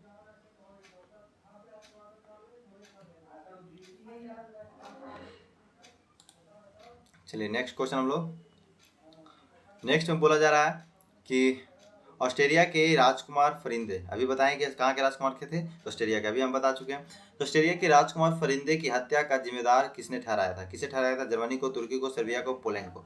तो जो ऑस्ट्रेलिया के राजकुमार था वो सर्बिया को ठहराया था। किसको ठहराया था? सर्बिया को। ऑस्ट्रेलिया ने सर्बिया पर कब आक्रमण किया? अब जब उसको जब ठहराया था तो उस पर आक्रमण भी तो होगा। तो सर्बिया पे आक्रमण कब किया था? बताइए, इसका आंसर क्या हो जाएगा? 28 जुलाई 1914, 1 अगस्त 1914, 3 अगस्त 1914, 14 जुलाई 1914। इसका आंसर की बात किया जाए तो इसका 28 जुलाई 1914 इसका क्या हो जाएगा? आपका आंसर हो जाएगा। ठीक है, देखिए यहाँ पे 28 जून 1914 दिया हुआ है ना, और यहाँ पे जुलाई दिया हुआ है। एक मिनट नहीं, 28 जुलाई। ठीक है, ऑस्ट्रेलिया की सर्बिया पर, अच्छा ठीक है, यहाँ पे पूछा ऑस्ट्रेलिया की सर्बिया पर कब आक्रमण। हाँ तो ठीक है, 28 जुलाई क्यों हुआ था? ठीक है, 28 जून 1914 को आर के फेंड्री ने बोस्निया की राजधानी जो हत्या कर दी थी ऑस्ट्रेलिया की घटना के लिए, ये आपकी बात किया जाए तो सर्बिया जिम्मेदार ठहराया था, और सर्बिया की जो स्वीकार करने का इनकार कर दिया क्योंकि वह स्वतंत्रता का कठोरता घात समझता था। ठीक है, तो फलता 28 जुलाई। ठीक है, 28 जुलाई को ही 1914 में ऑस्ट्रेलिया के सर्बिया के खिलाफ युद्ध की घोषणा कर दी थी। ठीक है, याद रखिए। चलिए फिर बोला जा रहा है कि प्रथम विश्व युद्ध के दौरान किस देश ने जर्मनी के शांति संधि के तहत युद्ध को पूर्णतः हटा दिया था? ठीक है, तो इसका बात किया जाए तो इसका आंसर आपका क्या हो जाएगा? सी हो जाएगा आपका, यानी कि रूस। ठीक है, नेक्स्ट क्वेश्चन बोला जा रहा है कि प्रथम युद्ध के समय अमेरिका के ने जर्मनी के विरोध युद्ध कब घोषणा की थी? जर्मनी के विरोध में युद्ध की घोषणा कब की थी? तो इसका आंसर की बात किया जाए तो इसका आंसर सी हो जाएगा, यानी कि 6 अप्रैल 1917। 1882 में त्रिगुट समझौते, ट्रिपल अलायंस हुआ था जिसमें शामिल देश नहीं था जर्मनी, ऑस्ट्रेलिया, इटली, फ्रांस। तो जो ट्रिपल अलायंस हुआ था, त्रिगुट समझौता, उसमें फ्रांस शामिल नहीं था। कौन था? फ्रांस शामिल नहीं था, बाकी जर्मनी, ऑस्ट्रेलिया, इटली ये तीनों शामिल थे। ठीक है, क्या थे? तीनों शामिल थे। देखिए यहाँ पे लिखा हुआ है कि 1882 में त्रिगुट ट्रिपल अलायंस जिसमें जर्मनी, ऑस्ट्रेलिया, हंगरी और इटली शामिल थे। ठीक है, फिर बोल रहा प्रथम विश्व युद्ध के पश्चात जर्मनी ने विराम संधि कब हस्ताक्षर किया था? ठीक है, तो इसका आंसर की बात करें तो विराम संधि की बात करें तो 11 नवंबर 1918 को जर्मनी ने विराम संधि पर हस्ताक्षर किया था। प्रथम विश्व युद्ध समाप्ति के पश्चात जर्मनी ने वर्साई की संधि पर कब हस्ताक्षर किया था? वर्साई की संधि की बात करें तो ये 28 जून 1919 को। ठीक है, 28 जून 1919 को वर्साई की संधि पर हस्ताक्षर किया था। वर्साई की संधि का परिणाम क्या थे? जर्मनी के सारे क्षेत्र को कोयला खदानों के 15 वर्ष तक फ्रांस को दे दिया था। ठीक है, जर्मनी के सारे उपनिवेश को विजित राष्ट्र में बांट दिया गया था। जर्मनी के सेना को 1 लाख तक सीमित कर दिया गया था। जर्मनी के हर्जाना तक 6 अरब 10 करोड़ की राशि निश्चित की गई थी। इनमें से सभी, तो वार्साई की संधि के तहत ये सभी के सभी इससे ये क्या किया गया था, ठीक है। तो इनमें से सभी आपका क्या हो जाएगा, आंसर सही हो जाएगा, ठीक है। तो ये हम आपको ये पॉइंट दे दिए चारों को, ताकि चारों पॉइंट आपको पता होना चाहिए, ठीक है। यदि आप एक भी पॉइंट पूछ दे एग्जाम में तो आप बता दीजिए, नहीं आपको चारों को चारों क्या हो गया, पता हो गया, ठीक है। तो ये जब युद्ध किया था तो बोला कि ठीक है हम तभी मानेंगे जब इतना सारा युद्ध हुआ, तो इतना पैसा खर्चा हुआ, इतना सब कुछ हुआ, देश का भरपाई कौन करेगा। तो भरपाई करने के तैयार हुआ तब उसको उसी पे फिर साइन किया और युद्ध को समाप्त किया गया, ठीक है। चलिए नेक्स्ट क्वेश्चन देखिए, यहाँ पे दिख रहा होगा इस तरीके से यहाँ पे शामिल हुआ था सब, वर्साई की संधि हो रहा था यहाँ पे, ठीक है। चलिए नेक्स्ट क्वेश्चन बोला जा रहा है कि प्रथम विश्व युद्ध के बाद नई राजनीतिक व्यवस्था का क्या परिवर्तन हुआ, ठीक है, ठीक है। इसमें बताइए इसका आंसर क्या हो जाएगा। अनेक देशों के राजतंत्र समाप्त और लोकतंत्र की स्थापना हो गई। यूरोप में वर्चस्व समाप्त हुआ और रूस विश्व शक्ति बनकर उभरा। तुर्की में उस्मानिया वंश का शासन समाप्त हो गया। चेल्कोवासिया और यूगोस्लाविया में स्वतंत्र देश के रूप में उभरे। बताइए इसमें से क्या परिणाम, परिणाम पूछे या फिर उसका क्या परिवर्तन हुआ उसके बाद, ये जो युद्ध हुआ उसके बाद क्या परिवर्तन हुआ, या क्या हो सकता है, परिणाम भी पूछ सकता है या परिवर्तन भी पूछ सकता है। तो बात किया जाए इसका आंसर की, तो इसका आंसर क्या हो जाएगा आपका, पहला तो आपका सही है, ठीक है। पहला से यूरोप में वर्चस्व समाप्त हुआ, नहीं यूरोप में वर्चस्व समाप्त कैसे हो जाएगा, यूरोप में वर्चस्व समाप्त कैसे होगा, ठीक है। तुर्की में और रूस विश्व शक्ति बनकर उभरा, ठीक है। तो ये आपका तो नहीं होगा सही। तुर्की में उस्मानिया का वंश का शासन समाप्त हो गया, हाँ ये आपका हो जाएगा सही, ठीक है। ये परिवर्तन हुआ। चेकोस्लोवाकिया और यूगोस्लाविया स्वतंत्र देश के रूप में उभरे, बिल्कुल ये भी हुए। तो यानी कि आपका 1 और 3 और 4, ठीक है, 1 3 4 किसमें सी में है, तो आपका सी आंसर क्या हो जाएगा, सही हो जाएगा। फिर बोला जा रहा है कि द्वितीय विश्व युद्ध कब आरंभ हुआ था, 1936 में, 1939 में, 1940 में, 1938 में। तो जो द्वितीय विश्व युद्ध था वो कब आरंभ हुआ था, तो द्वितीय विश्व युद्ध आपका आरंभ हुआ था कब, यहाँ द्वितीय विश्व युद्ध का बात हो रहा था। द्वितीय युद्ध 1939 में हुआ था, कब हुआ था, 1939 में। चलिए तो नेक्स्ट क्वेश्चन हम लोग देखेंगे, निम्न में से द्वितीय विश्व युद्ध के तत्कालीन कारण क्या थे। तो जर्मनी का पोलैंड पर आक्रमण, ऑस्ट्रेलिया के राजकुमार फर्डिनेंड की हत्या, यूरोपीय देशों के आपसी मतभेद, वर्साई की संधि। तो बात किया जाए तो जो द्वितीय विश्व युद्ध हुआ था, प्रथम विश्व युद्ध के तो ऑस्ट्रेलिया के राजकुमार की फर्डिनेंड की हत्या हुआ था, इसके कारण हुआ था। लेकिन जो द्वितीय विश्व युद्ध हुआ था उसका तत्कालीन कारण था कि जर्मनी का पोलैंड पर आक्रमण, ठीक है। जर्मनी का पोलैंड पर आक्रमण था जो द्वितीय विश्व युद्ध का तत्कालीन कारण था। फिर पूछा निम्न में से किस संधि के तहत द्वितीय विश्व युद्ध का बीजारोपण हुआ था। पेरिस की संधि, लंदन की संधि, वर्साई की संधि। तो इसका आंसर की बात किया जाए तो इसका आंसर आपका हो जाएगा यानी कि डी, यानी कि बी और सी, ठीक है। पेरिस की संधि और क्या हो जाएगा, वर्साई की संधि। पेरिस की सॉरी, यहाँ पे पूछ रहा है निम्न से किस संधि के तहत द्वितीय विश्व युद्ध की बीजारोपण हुआ था, किस संधि के तहत, ठीक है। तो यहाँ पे बोला किस संधि के, तो यहाँ पे आपका लंदन पेरिस नहीं होगा, यहाँ पे आपका क्या हो जाएगा, यहाँ पे पहले तो हम वर्साई की संधि को क्या करते हैं, हटा लेते हैं, ठीक है। तो चलिए यहाँ से बात किया जाए, ये जो द्वितीय विश्व युद्ध का वृक्षारोपण की बात करें तो बीजारोपण जो हुआ था वो आपका कब हुआ था, तो पेरिस संधि और लंदन संधि, वर्साई संधि, ठीक है। तो बीज रोपण की बात कर रहे हैं, यानी कि द्वितीय विश्व का जो युद्ध होने का कारण, यानी सिंपल रूप से ये पूछा जाए कि बीज रोपण मतलब कि कब, मतलब कि द्वितीय विश्व युद्ध होने का आगाज कब हो गया था, कि कैसा कब ऐसा संदेश हो गया कि द्वितीय विश्व युद्ध होगा ही होगा, ठीक है। तो ये बात किया जाए तो ये आपका वर्साई की संधि में ही हो गया था, ठीक है। क्या हो जाएगा, वर्साई की संधि में ही आपका हो जाएगा। वर्साई की संधि में जब हुआ था उसी समय आपको ये फिक्स हो गया था कि द्वितीय विश्व युद्ध होगा, आज नहीं तो कल होगा, कुछ आने वाले दिन में बिल्कुल होगा, ठीक है। क्योंकि इस प्रकार से उसको लदान लाद दिया गया था, इतना कथी कर दिया गया था कि उसको फिर फिक्स था कि वो होता ही होता, ठीक है। क्योंकि आदमी को, किसी को आदमी की क्षमता है 5 किलो खाने की, उसको 10 किलो खिला दीजिए तो क्या होगा, दिक्कत होगा ही होगा। उसी प्रकार से इसके साथ भी हुआ था। तो वर्साई की संधि में बीज रोपण हो गया था द्वितीय विश्व युद्ध का। पूछता है कि निम्न से किस संधि के तहत द्वितीय विश्व युद्ध का बीज रोपण हुआ था, तो वर्साई की संधि का, ठीक है, याद रखिएगा।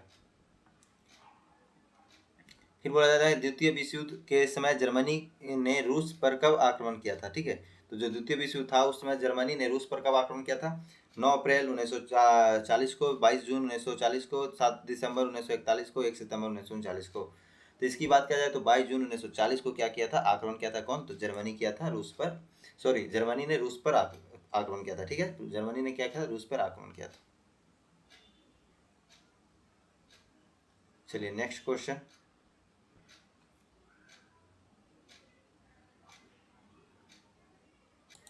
चलिए हम लोग नेक्स्ट क्वेश्चन बोला है, एक 18 नवंबर ऐसे दो का, ऐसे द्वितीय विश्व युद्ध किसमें जर्मनी के रूस पे आक्रमण किया था, कब किया था, तो 22 जून 1941, ठीक है। 22 जून यहाँ पे, अच्छा 1 मिनट, यहाँ पे कुछ नहीं, यहाँ पे थोड़ा सा एरर है, कोई इशू नहीं है, ठीक है।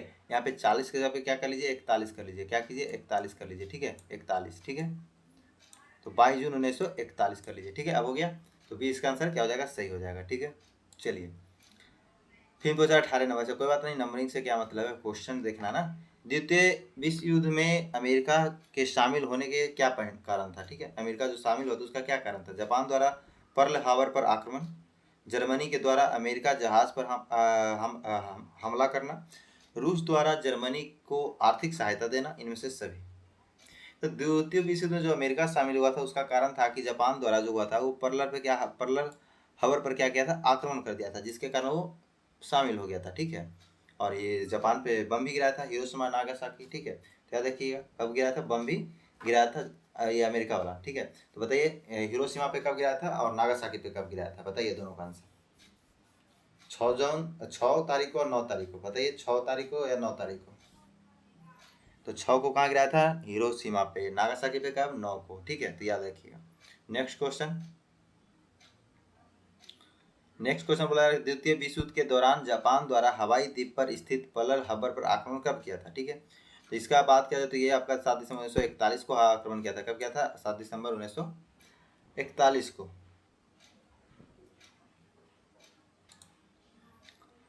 चलिए नेक्स्ट क्वेश्चन, अमेरिका ने द्वितीय विश्व युद्ध में शामिल होने की घोषणा कब की थी। चलिए इसका आंसर की बात किया जाए तो अमेरिका ने द्वितीय विश्व, तो ये जो अमेरिका था बस कुछ नहीं, जैसे हमला किया उसके क्या किया, नेक्स्ट दिन बोला कि अब हम द्वितीय विश्व युद्ध में शामिल हो जाएंगे। जैसे ही हमला किया उसके नेक्स्ट दिन, अब बता दीजिए, अब नेक्स्ट बोल दिया तब तो बता ही दिएंगे आंसर क्या होगा। तो नेक्स्ट में आपका हो जाएगा 8 दिसंबर 1941 को, ठीक है। 1 दिसंबर 1941 को उन्होंने घोषणा कर दिया कि अब हम द्वितीय विश्व युद्ध में शामिल होने जा रहे हैं। चलिए नेक्स्ट क्वेश्चन बात किया जाए द्वितीय विश्व, देखिए यहाँ पे यही है, अमेरिका के पर्ल हार्बर बंदरगाह जहाँ पे जापानी आक्रमण किया था, ठीक है। कौन किया था, जापानी आक्रमण किया था। द्वितीय विश्व युद्ध में किस देश ने जर्मनी को पराजित किया था, अमेरिका, जापान, रूस, फ्रांस। तो द्वितीय विश्व युद्ध में जर्मनी को आपका रूस ने पराजित किया था। कौन किया था, रूस पराजित किया था। द्वितीय विश्व युद्ध को पराजित होने के पश्चात जर्मनी ने कब आत्मसमर्पण किया था, 7 मई 1945, 6 जून 1944, 10 मई 1945, 7 अगस्त 1945। तो इसका आंसर की बात किया जाए तो 7 मई 1945। फिर 2023 में नंबर में कि अमेरिका ने जापान के हिरोशिमा पर कब परमाणु बम गिराया था, 1 अगस्त 1945, 6 अगस्त 1945, 9 अगस्त 1945, 10 अगस्त 1945। अभी हमने बताया था कि आपको डेट बताया था, महीना नहीं बताया था ना, तो डेट बता दिया था, तो आप डेट से भी बता सकते हैं। पहले पूछा क्या, हिरोशिमा पर, ठीक है। तो पहले हिरोशिमा पे गिराया था, उसके बाद नागासाकी पे गिराया था। तो अब बताइए, पहले भी बता दें कि हिरोशिमा पे गिराया था, तो हिरोशिमा पे कब गिराया था। तो हिरोशिमा पे कब गिराएगा आपका, 6 अगस्त को, ठीक है। कब गिराएगा, 6 अगस्त को। तो बी ऑप्शन यहाँ पे ये रहा, 6 अगस्त 1945 को। और 9 अगस्त को कहाँ गिराया था, तो नागासाकी पे, ठीक है, याद रखिएगा। नेक्स्ट क्वेश्चन 24 में 9 अगस्त 1945, देखो आ ही गया क्वेश्चन। 9 अगस्त 1945 को अमेरिका ने जापान किस परमाणु पर कहाँ गिरा था, आपको बता ही दिए, नागासाकी पे गिरा था। चलिए नेक्स्ट क्वेश्चन, द्वितीय विश्व युद्ध में शामिल के अंतिम देश जापान ने कब समर्पण किया था। द्वितीय युद्ध में जो शामिल हुआ था जापान, वो कब आत्मसमर्पण कर दिया था, ठीक है। बताइए इसका आत्मसमर्पण कब किया था। तो जब बम गिराया, तबाह हो गया जापान, अब बोला त्राहिमाम करने लगा, तो बोला कि अब हम आत्मसमर्पण कर देते हैं, ठीक है। क्योंकि पूरी तरीके से जब दो दो परमाणु बम, सोच सकते हैं जापान एक ऐसा देश था, ज़्यादा बड़ा चौड़ा तो है नहीं देश, तो उस पर दो दो परमाणु बम गिरा दिया, ठीक है। ज़्यादा आइलैंड वाला देश है वो, ठीक है। चारों तरफ से क्या समुद्र है, सब समुद्र से तीनों साइड से घिरा हुआ है जापान, ठीक है। तो वो बात करें तो ये जापान है तो वो छोटा सा देश है, कोई बड़ा दोस्त तो है नहीं जहाँ दो दो परमाणु बम गिर गया, और ज़्यादा दिन के अंतर में नहीं, 6 और 9 3 दिन के अंतर में गिर गया, ठीक है। तो ये इन्होंने क्या किया, आत्मसमर्पण करने का अपना निश्चय किया कि आत्मसमर्पण अब हम कर दें।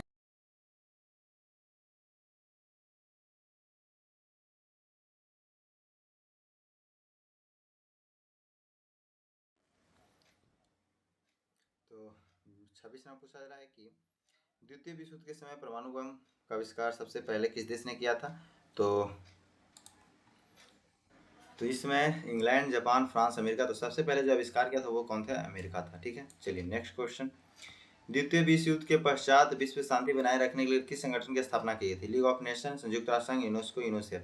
तो जो द्वितीय विश्व युद्ध के बाद जो हुआ था वो संयुक्त राष्ट्र संघ की स्थापना की गई थी। यदि प्रथम विश्व युद्ध हुआ तो उसके बाद भी राष्ट्र संघ की स्थापना की गई थी, लेकिन जब द्वितीय विश्व युद्ध हुआ तो संयुक्त राष्ट्र संघ की स्थापना की, ताकि भविष्य में ऐसा कोई और दोबारा विश्व युद्ध ना हो, जिसके कारण वहाँ पे स्थापना किया गया था। ठीक है, चलिए नेक्स्ट में हम लोग अध्याय 5 में नाजीवाद देखेंगे। नाजीवाद का अर्थ क्या होता है? तो नाजीवाद का व्यक्तिगत स्वतंत्रता को राज्य के हित में त्यागना और अर्थव्यवस्था पर राज्य का पूर्ण नियंत्रण करना, यही कहलाता है नाजीवाद। क्या कहलाता है? यही कहलाता है क्या? नाजीवाद।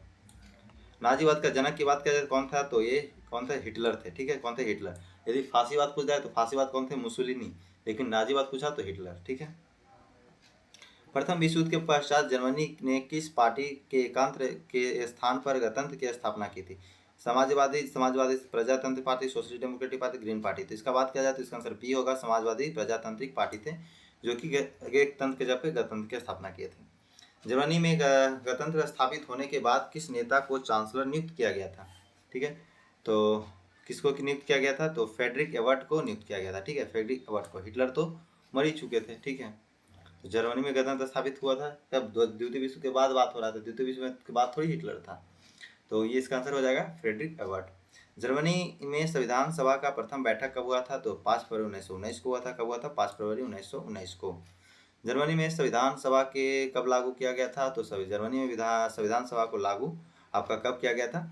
तो लागू की बात किया जाए तो 10 अगस्त 1919 को लागू किया गया था। ठीक है, चलिए नेक्स्ट में बोला जाए भारतीय संविधान में आपातकालीन शक्ति किस देश के संविधान से ली गई थी? तो ये आपका जर्मनी, अमेरिका, आयरलैंड, कनाडा, तो ये आपका जर्मनी से लिया गया था। ठीक है, जर्मनी से याद रखिएगा, ऐसे याद रख सकते इसको कि आपातकालीन शक्ति। जर्मनी मतलब जलना, जलना तो जलता है तो क्या होता है? आपातकालीन नहीं आती, मतलब इमरजेंसी होता है ना। यदि कोई जलता है तो सब भाग दौड़ करने लगे, बोलता है कि इमरजेंसी इमरजेंसी। तो इमरजेंसी मतलब आपातकाल। तो आपातकाल जर्मनी से, यानी जल रहा था तो आपातकाल वहाँ से लिया गया था। ठीक है, इस प्रकार सब याद कर सकते हैं।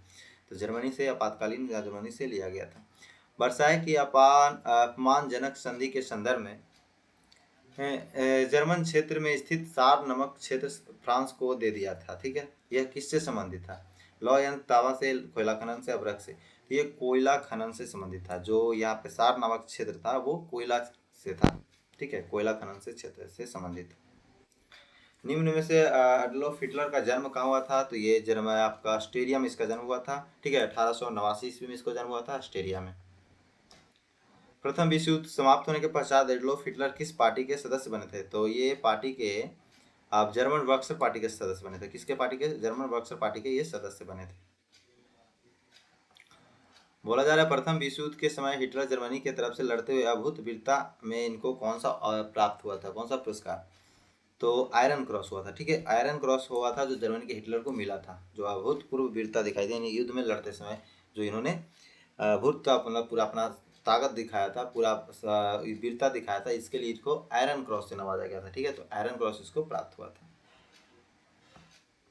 फिर बोला जा रहा है कथन अफवाह तो इतना फैला दो कि वो सत्य प्रतीत होने लगे, यह कथन किसका है? तो यह कथन आपका हिटलर का ही था। ठीक है, हिटलर का ही था। ये बोले थे कि अफवाह इस तरीका से फैला दो, इनका ये था नीति कि अफवाह इस तरीका से फैला दो कि ऐसा प्रतीत होगी, सत्य प्रतीत होने लगेगी, सही ही है। ठीक है, तो ये हिटलर का था। प्रथम विश्व युद्ध के बाद संधि के तहत जर्मन क्षेत्र के रूर प्रदेश पर किस देश का अधिकार हो गया था? जो रूर प्रदेश था वो किसका अधिकार हो गया था? तो फ्रांस का अधिकार हो गया था। किसका अधिकार हो गया था? तो फ्रांस का अधिकार हो गया था। प्रसिद्ध पुस्तक मैन कैफ किसकी रचना है? ठीक है, मैन कैफ किसकी रचना है? तो ये हिटलर की रचना है। ठीक है, मैन कैफ है जो हिटलर की रचना है। निम्न में से नाजीवाद का प्रतीक चिन्ह क्या था? तो स्वास्तिक था, धनुष था, मछली था, पशुपति था।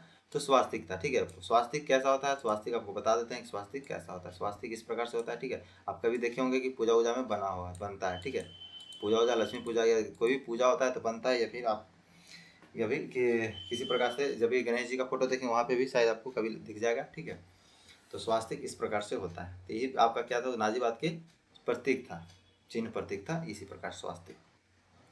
फिर बोला जा रहा है कि नाजीवाद दर्शन तहत प्रेस एवं अभिव्यक्ति की स्वतंत्रता का प्रतिबंध किसने लगाया था? ये भी हिटलर ने लगाया था। कौन लगाया था? तो हिटलर लगाया था। जो नाजीवाद दर्शन के तहत प्रेस एवं अभिव्यक्ति की जो स्वतंत्रता था उसका भी प्रतिबंध कौन लगाया था? तो हिटलर लगाया था।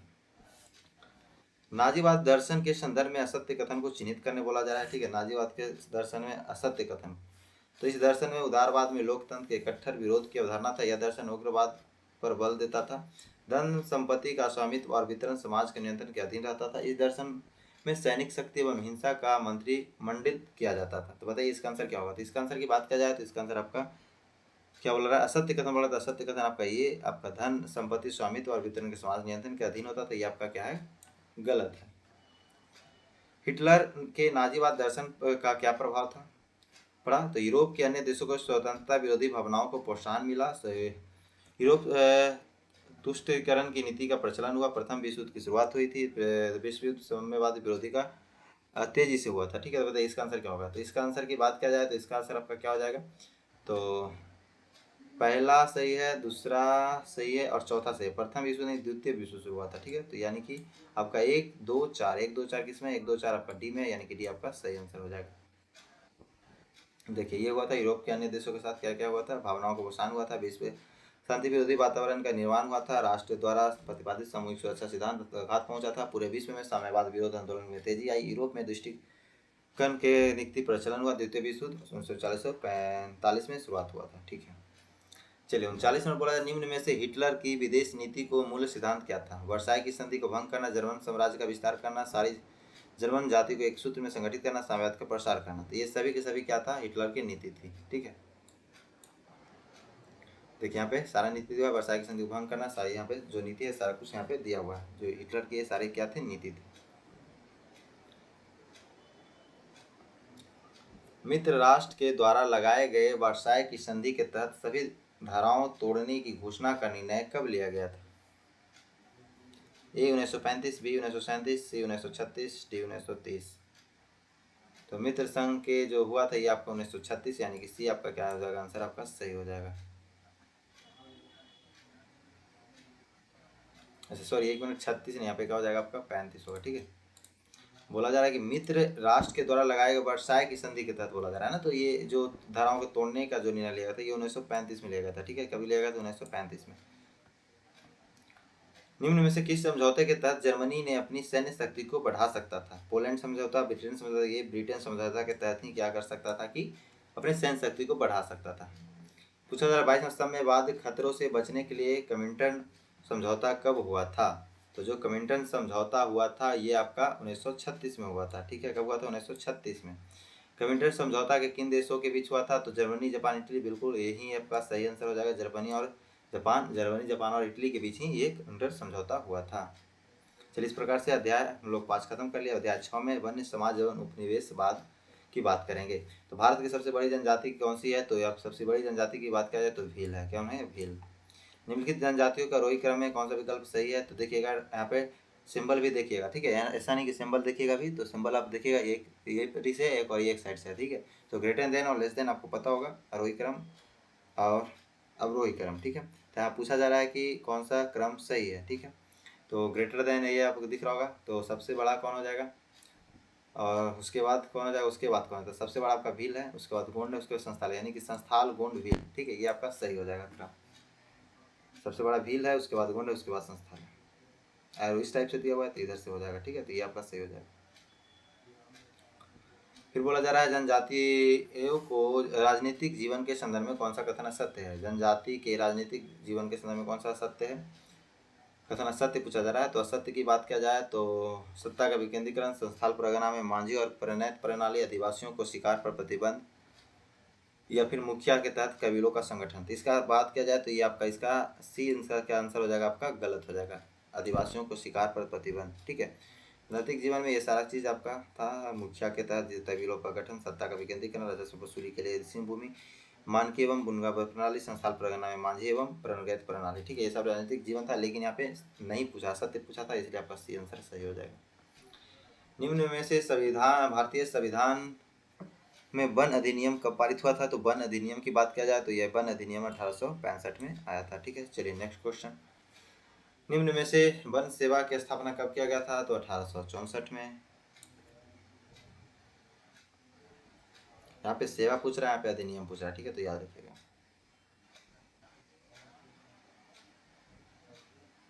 निम्न में से किस वन विशेषज्ञ ने आदिवासियों के लिए पेड़ों की कटाई, पेड़ों नहीं पेड़ों यहाँ पे होगा। ठीक है, क्या होगा यहाँ पे, पेड़ों होगा, पेड़ों नहीं पेड़ों होगा। ठीक है, तो पेड़ों की कटाई पर प्रतिबंध लगा दिया था। डाइट्रिच बैंडविच कौन थे? डाइट्रिच बैंडविच थे, जो कि पेड़ों की कटाई पे क्या किए थे? प्रतिबंध यानी रोक लगा दिए थे। उसके बाद पूछा जा रहा है 7 नंबर के, निम्न में से जनजातियों के धार्मिक जीवन के संदर्भ में कौन सा कथन असत्य है? सत्य की बात किया जा रहा है, तो बताइए। ईसाई मिशनरियों के घुसपैठ, उनके धार्मिक जीवन में हस्तक्षेप, शासन प्रणाली के विकेंद्रीकरण, आदिवासियों के शिकार, प्रतिबंध। तो इसमें पूछा जा रहा है सत्य कथन के बारे में, तो इसका सत्य कथन हो जाएगा ईसाई मिशनरियों के घुसपैठ और उसके धार्मिक जीवन पर हस्तक्षेप, ये दोनों के दोनों आपका क्या है? असत्य है। क्या है? असत्य है। तो 1 और 2 कहाँ है? सी में है, तो सी आपका क्या हो जाएगा? आंसर सही हो जाएगा। निम्नलिखित में से पहाड़िया विद्रोह का नेतृत्वकर्ता कौन थे? राजा जगन्नाथ सिंह, तिलक मांझी, गंगा नारायण, भूषण सिंह। ठीक है, तो इसका आंसर की बात किया जाए तो इसका आंसर आपका तिलक मांझी सही हो जाएगा। जो पहाड़िया विद्रोह की बताया जाए, पहाड़िया विद्रोह जो हुआ था उसका नेतृत्वकर्ता कौन थे? तो तिलक मांझी थे। निम्न में से तिलक मांझी का जन्म कब हुआ था? 1750, 1752, 1745, 1755। तो तिलक मांझी का जन्म 1750 में हुआ था। पहाड़िया विद्रोह के दौरान पहली बार कलेक्टर पर शस्त्र चलाने वाला पहला सुल्तान कौन बना था? तो पहला सुल्तान सिंधु, भूषण सिंह, गंगा नारायण, तिलक मांझी। तो तिलक मांझी था जो कि कलेक्टर पे सबसे पहले शस्त्र चलाया था। फिर पूछा जा रहा है तिलक मांझी को फांसी कब दिया गया था? ठीक है, तो फांसी इनको 1785 में दे दिया गया था। ठीक है, 1785 में तिलक मांझी को फांसी दिया गया था। कहाँ? तो भागलपुर के बीच चौराहे पर इनको बरगद के पेड़ में लटकाकर उसे फांसी दे दिया गया था। कब? 1785 में। निम्न में से तमार विद्रोह कब हुआ था? तो तमार विद्रोह 1789 में हुआ था। कब हुआ था? 1789 में हुआ था। फिर पूछा जाए निम्न में से चेरो विद्रोह कब हुआ था? 1800 में, 1799 में, 1795 में, 1797 में। तो इसका आंसर की बात किया जाए तो इसका आंसर आपका 1799 सही हो जाएगा। ठीक है, तो चेरो विद्रोह कब हुआ था? तो 1799 में हुआ था। याद रखिएगा चेरो विद्रोह कब हुआ था? 1799 में हुआ था। कहाँ हुआ था? तो पहले जिस समय बिहार के पलामू में रहने वाले चेरो जनजाति द्वारा अपने खिलाफ किया था विद्रोह उसमें। ठीक है, तो ये जो पहले विद्रोह बिहार में ही पड़ता था, झारखंड, इसलिए पलामू भी बिहार में ही पड़ता था पहले। ठीक है, कब वहाँ पड़ता था? बिहार में ही पड़ता था। चलिए, तो इसका बात किया जाए आंसर के, तो इसका आंसर क्या हो जाएगा? तो इसका आंसर आपका हो जाएगा सी, यानी कि चेरो विद्रोह के नेतृत्वकर्ता कौन थे? तो भूषण सिंह थे। कौन थे? भूषण सिंह थे। चलिए नेक्स्ट क्वेश्चन। हाँ, यदि यहाँ पे बोला जाए, देखिए यहाँ पे क्या है, तमार विद्रोह कब हुआ था? तो 1789 में हुआ था। यदि बोला जाए कि खुल का विद्रोह कब किया था, सॉरी, तमार विद्रोह तो ठीक है, ये जो है चेरो विद्रोह 1799। यदि बोला जाए खुलकर का विरोध किया था तो 1800 में किया था। ठीक है, 1800 में। यदि 1799 नहीं रहा तो 1800 भी आप मार सकते हैं। ठीक है, तो 1800 में खुलकर विद्रोह किया था। चुआर विद्रोह का नेतृत्व किसने किया था? तो चुआर विद्रोह का नेतृत्व रानी शिरोमणि किए थे। कौन किए थे? रानी शिरोमणि। जनजातीय विद्रोह में चुआर विद्रोह का केंद्र कहाँ था? पूछा जा रहा है जनजातीय विद्रोह में चुआर विद्रोह का केंद्र कहाँ था? तो बंगाल प्रांत था। कहाँ था? बंगाल प्रांत। 17 बोला निम्न में से कोल विद्रोह की शुरुआत कहाँ थी? ठीक है, कोल विद्रोह की शुरुआत कहाँ हुई थी? ठीक है, तो कोल विद्रोह की बात किया जा रहा है तो ऑप्शन इधर कहाँ गया? तो ऑप्शन इसका आपका इधर दे दिया है, दामनी एको, छोटा नागपुर, बंगाल प्रांत, मद्रास प्रांत। बताइए इसका आंसर क्या हो जाएगा? ठीक है, तो कोल विद्रोह की शुरुआत कहाँ हुई थी? तो 17 में निम्नलिखित कोल विद्रोह की शुरुआत कहाँ हुई थी? ठीक है, हाँ, तो कहाँ हुई थी बताइए? तो ये छोटा नागपुर के क्षेत्र में हुआ था। कोल विद्रोह का जो शुरुआत हुआ तो छोटा नागपुर के क्षेत्र में हुआ था। ठीक है, चलिए नेक्स्ट में बात किया जाए तो नेक्स्ट में बोला निम्न में से कोल विद्रोह कब हुआ था? कोल विद्रोह कब हुआ था? ठीक है, तो कोल विद्रोह की बात किया जाए तो ये 1831 में होता। ठीक है, 1830-31 के बीच में थी। ऑप्शन है 31 दे 1831 तो भी मार दीजिएगा, 30 दे तो भी मार दीजिएगा। ठीक है, इस प्रकार से दे तो भी मार दीजिएगा। तो 1830-31 में कोल विद्रोह हुआ था। फिर बोला जा रहा है कि भूमिज विद्रोह के इतिहास में किस नाम से जाना जाता है? तो भूमिज विद्रोह जो हुआ था उसको हम लोग गंगा नारायण विद्रोह के नाम से जानते हैं। ठीक है, गंगा नारायण विद्रोह को, भूमिज विद्रोह को किस नाम से जानते हैं? गंगा नारायण विद्रोह से। भूमिज विद्रोह कब हुआ था? ठीक है, तो कब हुआ था? तो ये 1830, 31, 34, 32, तो 1832 में हुआ था। भूमिज विद्रोह कब हुआ था? 1832 में हुआ था। पूछा निम्न में से संस्थाल विद्रोह का केंद्र कहाँ था? बंगाल प्रांत, छोटा नागपुर का क्षेत्र, दामनी एको, मद्रास प्रांत।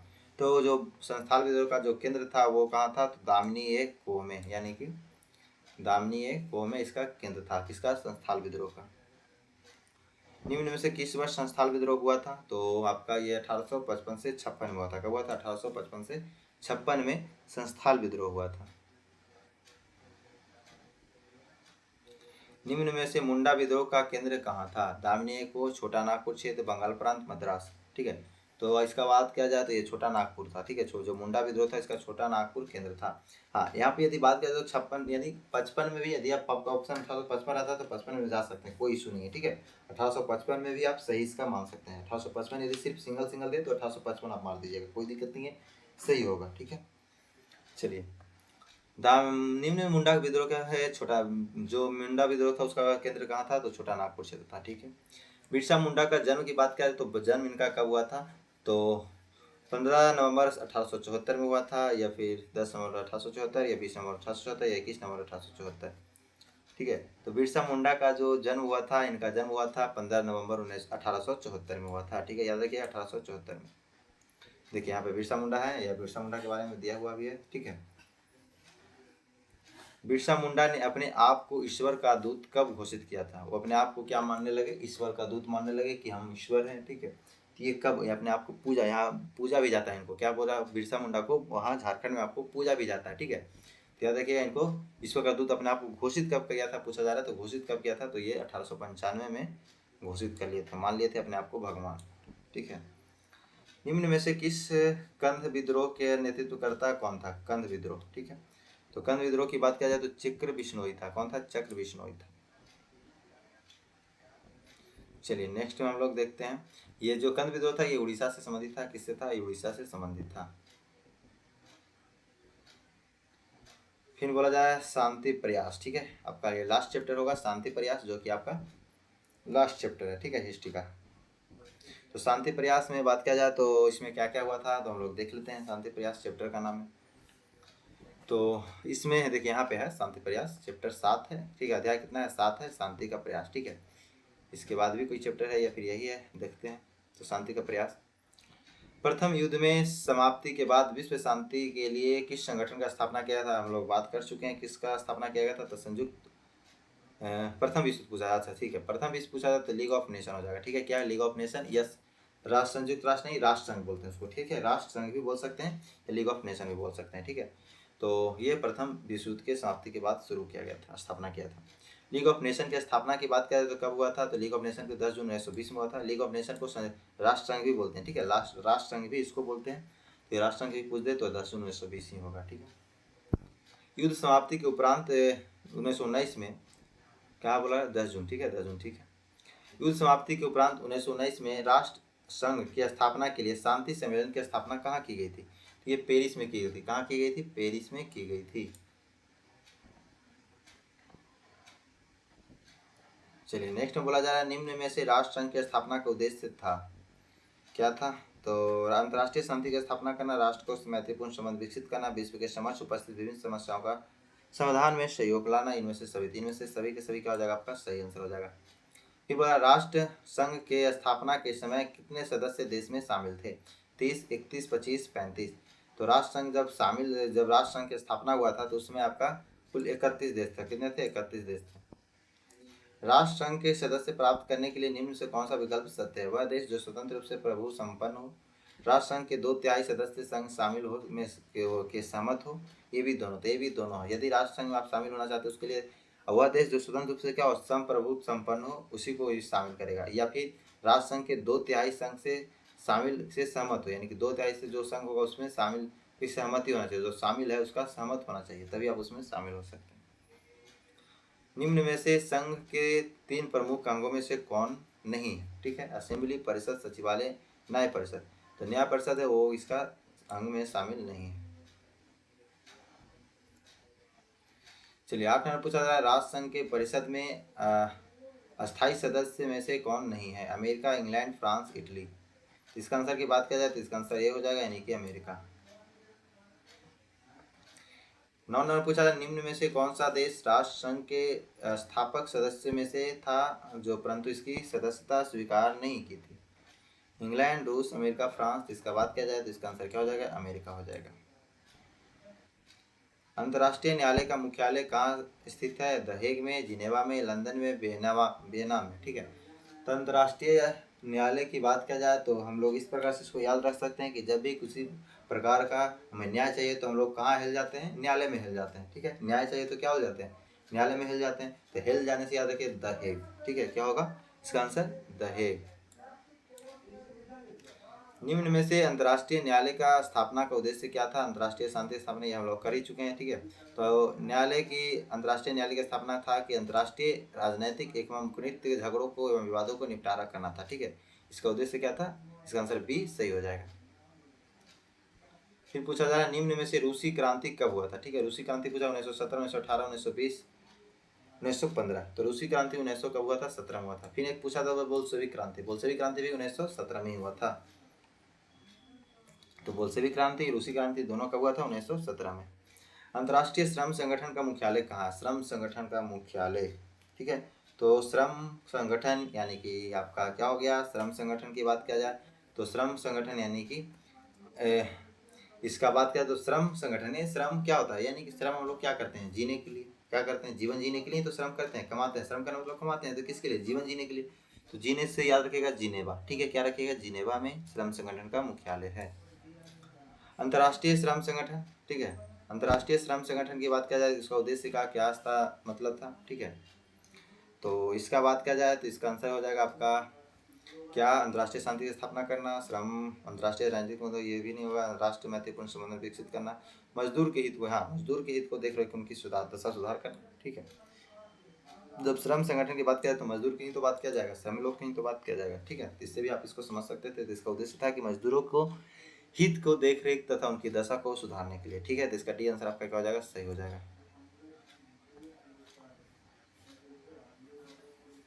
राष्ट्रसंघ के असफलता का कारण क्या था? तो राष्ट्रसंघ के असफलता का कारण क्या था? तो 1931 में जापान के द्वारा मंचूरियन के प्रांत पर आक्रमण, इटली का अफ्रीका देश में अबिसिनिया पर आक्रमण, हिटलर के वर्साय की संधि की अवहेलना, उपयुक्त में से सभी। तो ये बात किया जाए तो राष्ट्रसंघ के असफलता की बात किया जाए तो इसमें से सभी के सभी क्या हो जाएगा? आपका सही हो जाएगा। राष्ट्रसंघ जो प्रथम विश्व युद्ध के समय स्थापना हुआ था उसका असफलता के सारे कारण थे। फिर पूछा जा रहा है जर्मनी को किस संधि के माध्यम से राष्ट्रसंघ में शामिल किया गया था? तो इसको लोकार्नो की संधि से शामिल किया था। किसके? लोकार्नो की संधि से जर्मनी को राष्ट्रसंघ में शामिल किया गया था। ठीक है, यहाँ पे दो दो रंग हो गया, नहीं एक होगा, नहीं तो फिर आप लोग समझिएगा कि दोनों के दोनों सही। तो इसको लोकार्नो की संधि से हुआ था।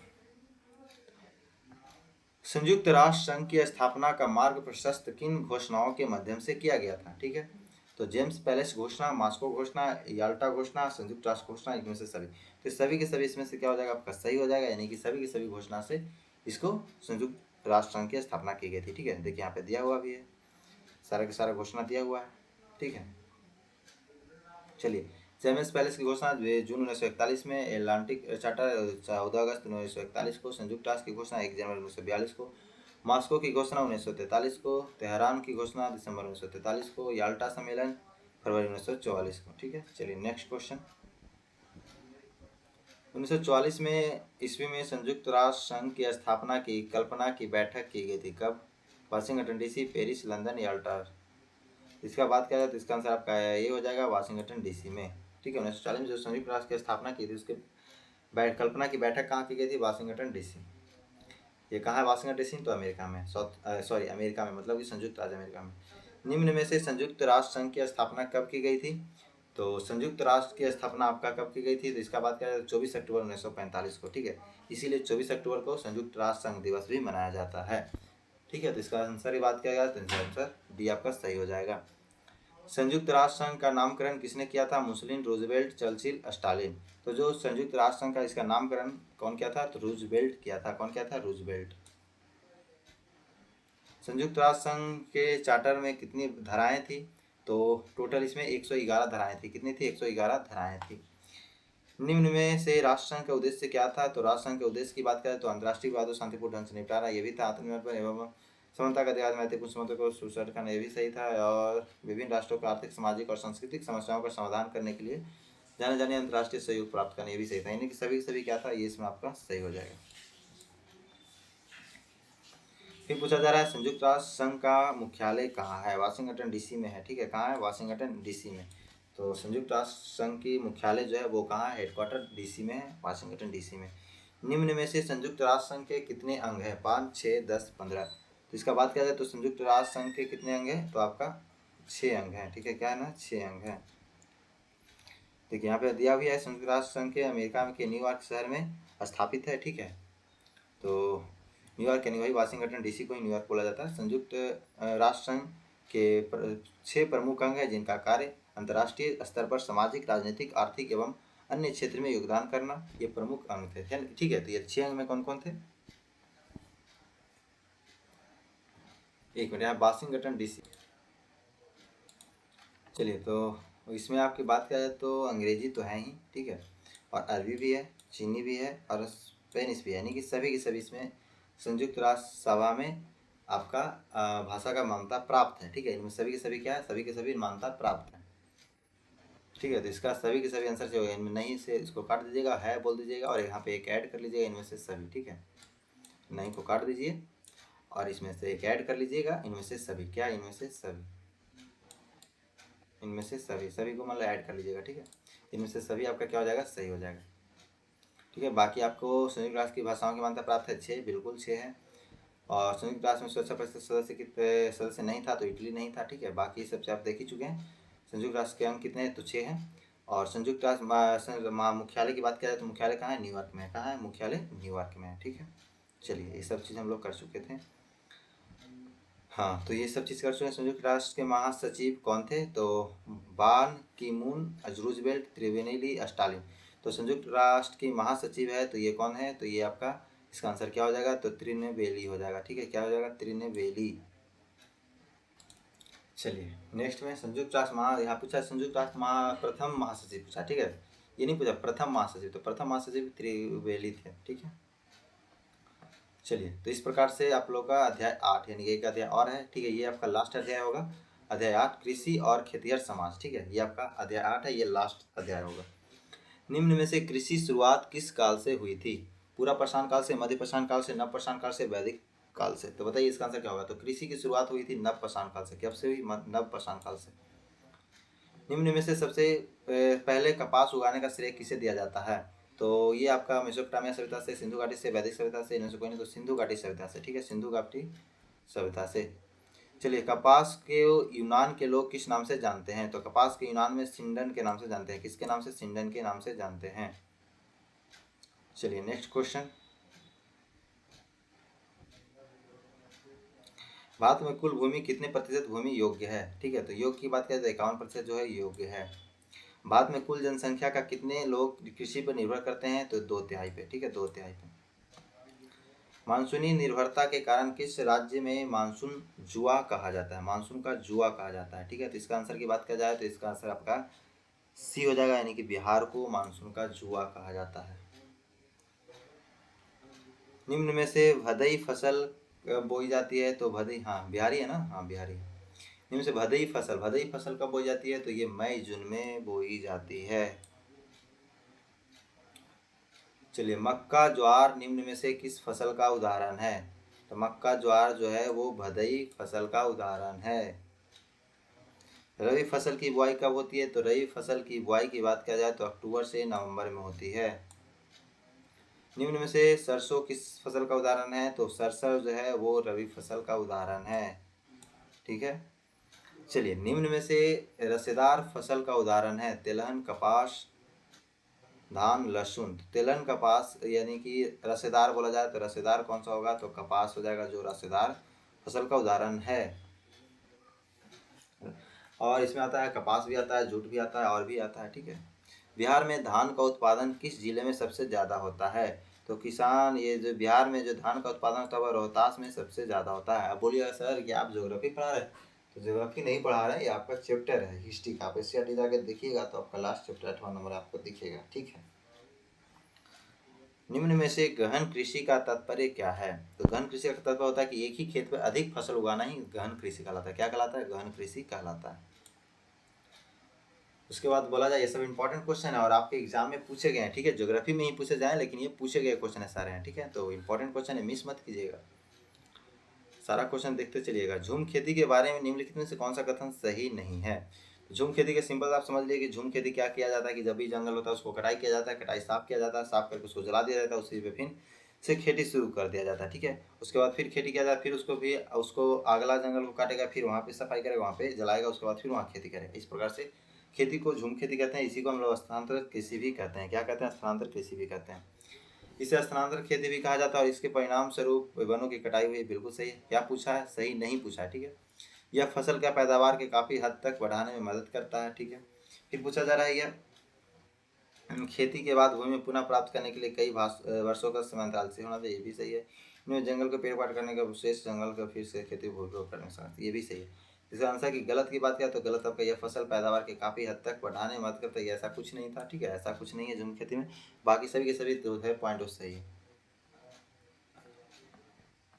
चलिए, फसल चक्र के संबंध में निम्नलिखित में से कौन सा कथन सत्य नहीं है? तो यह मिट्टी के पलटकर मिट्टी के संघनन को कम करता है, या मिट्टी के संरचना की उर्वरता को सुधार लाता है, या श्रृंखला के विभिन्न असमान फसलों को उगाता है, या इनमें से किसमें द्वारा पोषक तत्वों को कमी से रोकता है? बताइए इसका आंसर क्या होगा। तो पूछा जाए कौन सा कथन सत्य नहीं, पूछा जाए तो सत्य नहीं है, ये पहला ही क्या है इसका सत्य नहीं है। फिर पूछा 16 नंबर की बागवानी फसल के संदर्भ में कौन सा कथन सही है? तो बागवानी की बात करें तो इस फसल की शुरुआत अंग्रेज के द्वारा 19वीं में किया गया था। यह प्रकार एक प्रकार से झाड़ी कृषि है, ठीक है, वृक्षि कृषि है, वृक्ष कृषि है। यह मिट्टी की संरचना और उर्वरता की सुधार करता है। इस प्रकार की कृषि उत्तर पूर्वी भारत में पर्वतीय क्षेत्र तथा प्रायद्वीपीय भारत के नीलगिरी, अन्नामलाई व इलायची की पहाड़ियों में की जाती है, ठीक है। तो बताइए इसमें से कौन सा सही नहीं है? तो इसका सी है, जो यह मिट्टी की संरचना की उर्वरता के सुधार करता है, बिल्कुल सही नहीं है, सही नहीं पूछा गया, ठीक है। चलिए, बिहार में केला पूछा जाए, बिहार में केला का उत्पादन सबसे ज़्यादा कहाँ होता है? मुजफ्फरपुर में, हाजीपुर में, सहरसा में, भोजपुर। तो केला का उत्पादन बिहार में हाजीपुर में होता है। बोला भी जाता है कि हाजीपुर का केला है, हाजीपुर का केला है। मुजफ्फरपुर में क्या होता है? लीची होता है। मुजफ्फरपुर में याद रखिएगा लीची होता है सबसे ज़्यादा। शाही लीची मुख्यतः बिहार में होता है। अभी बताएं कि कहाँ होता है? तो मुजफ्फरपुर में होता है। शाही लीची कहाँ होता है? मुजफ्फरपुर में होता है, ठीक है। तो चलिए, इस प्रकार से आपका क्वेश्चन हो गया समाप्त, यानी कि आपका हिस्ट्री का 9th क्लास का जितना भी था सारा इंपॉर्टेंट क्वेश्चन था, वर्ल्ड से था, जो भी था आपका, फिर जनजातीय आंदोलन से था, ठीक है। तो किसान आंदोलन से नहीं था, इसमें जनजातीय आंदोलन से था, ठीक है। बाकी आपका जो भी कृषि से संबंधित था, जितने भी संगठन थे, सभी के सभी इंपॉर्टेंट क्वेश्चन थे जो आपके एग्जाम में पूछे जाते हैं और पूछे गए हैं। बहुत सारे क्वेश्चन इसमें से जो बहुत सारे एग्जाम में पूछे जा चुके हैं अभी, और यही क्वेश्चन बार बार एग्जाम में आते हैं, ठीक है। तभी नहीं किया तो अच्छे से पूरे वीडियो को कर लीजिएगा। 9th और 10th भी लेकर आएंगे तो 10th भी कर लीजिएगा, ताकि आपका जो भी जीएस कमजोर मजबूत हो जाए और एग्जाम में जो भी आप जाएँ तो आपका जो भी एग्जाम में क्वेश्चन है वो सब यहीं से आ जाएगा, ठीक है। आप इसके लिए निश्चिंत रहे, क्वेश्चन यहीं से आएगा, आप टेंशन नहीं लीजिएगा, ठीक है। एग्जाम में जो भी हम सब्जेक्ट यहाँ करवा रहे हैं उससे बाहर कहीं भी नहीं जाएगा आपका एग्जाम में, ठीक है। तो बस इस वीडियो पे आप नए हैं तो चैनल को सब्सक्राइब कर लीजिएगा और वीडियो को जितना हो सके ज़्यादा से ज़्यादा शेयर कर दीजिएगा। यदि वीडियो अच्छा लगे तो लाइक भी कर दीजिएगा। यदि कोई सुझाव देना चाहे तो कमेंट में जरूर दीजिएगा, ठीक है। चलिए, फिर मिलते हैं हम लोग नेक्स्ट वीडियो में। इस वीडियो में इतना ही। जय हिंद।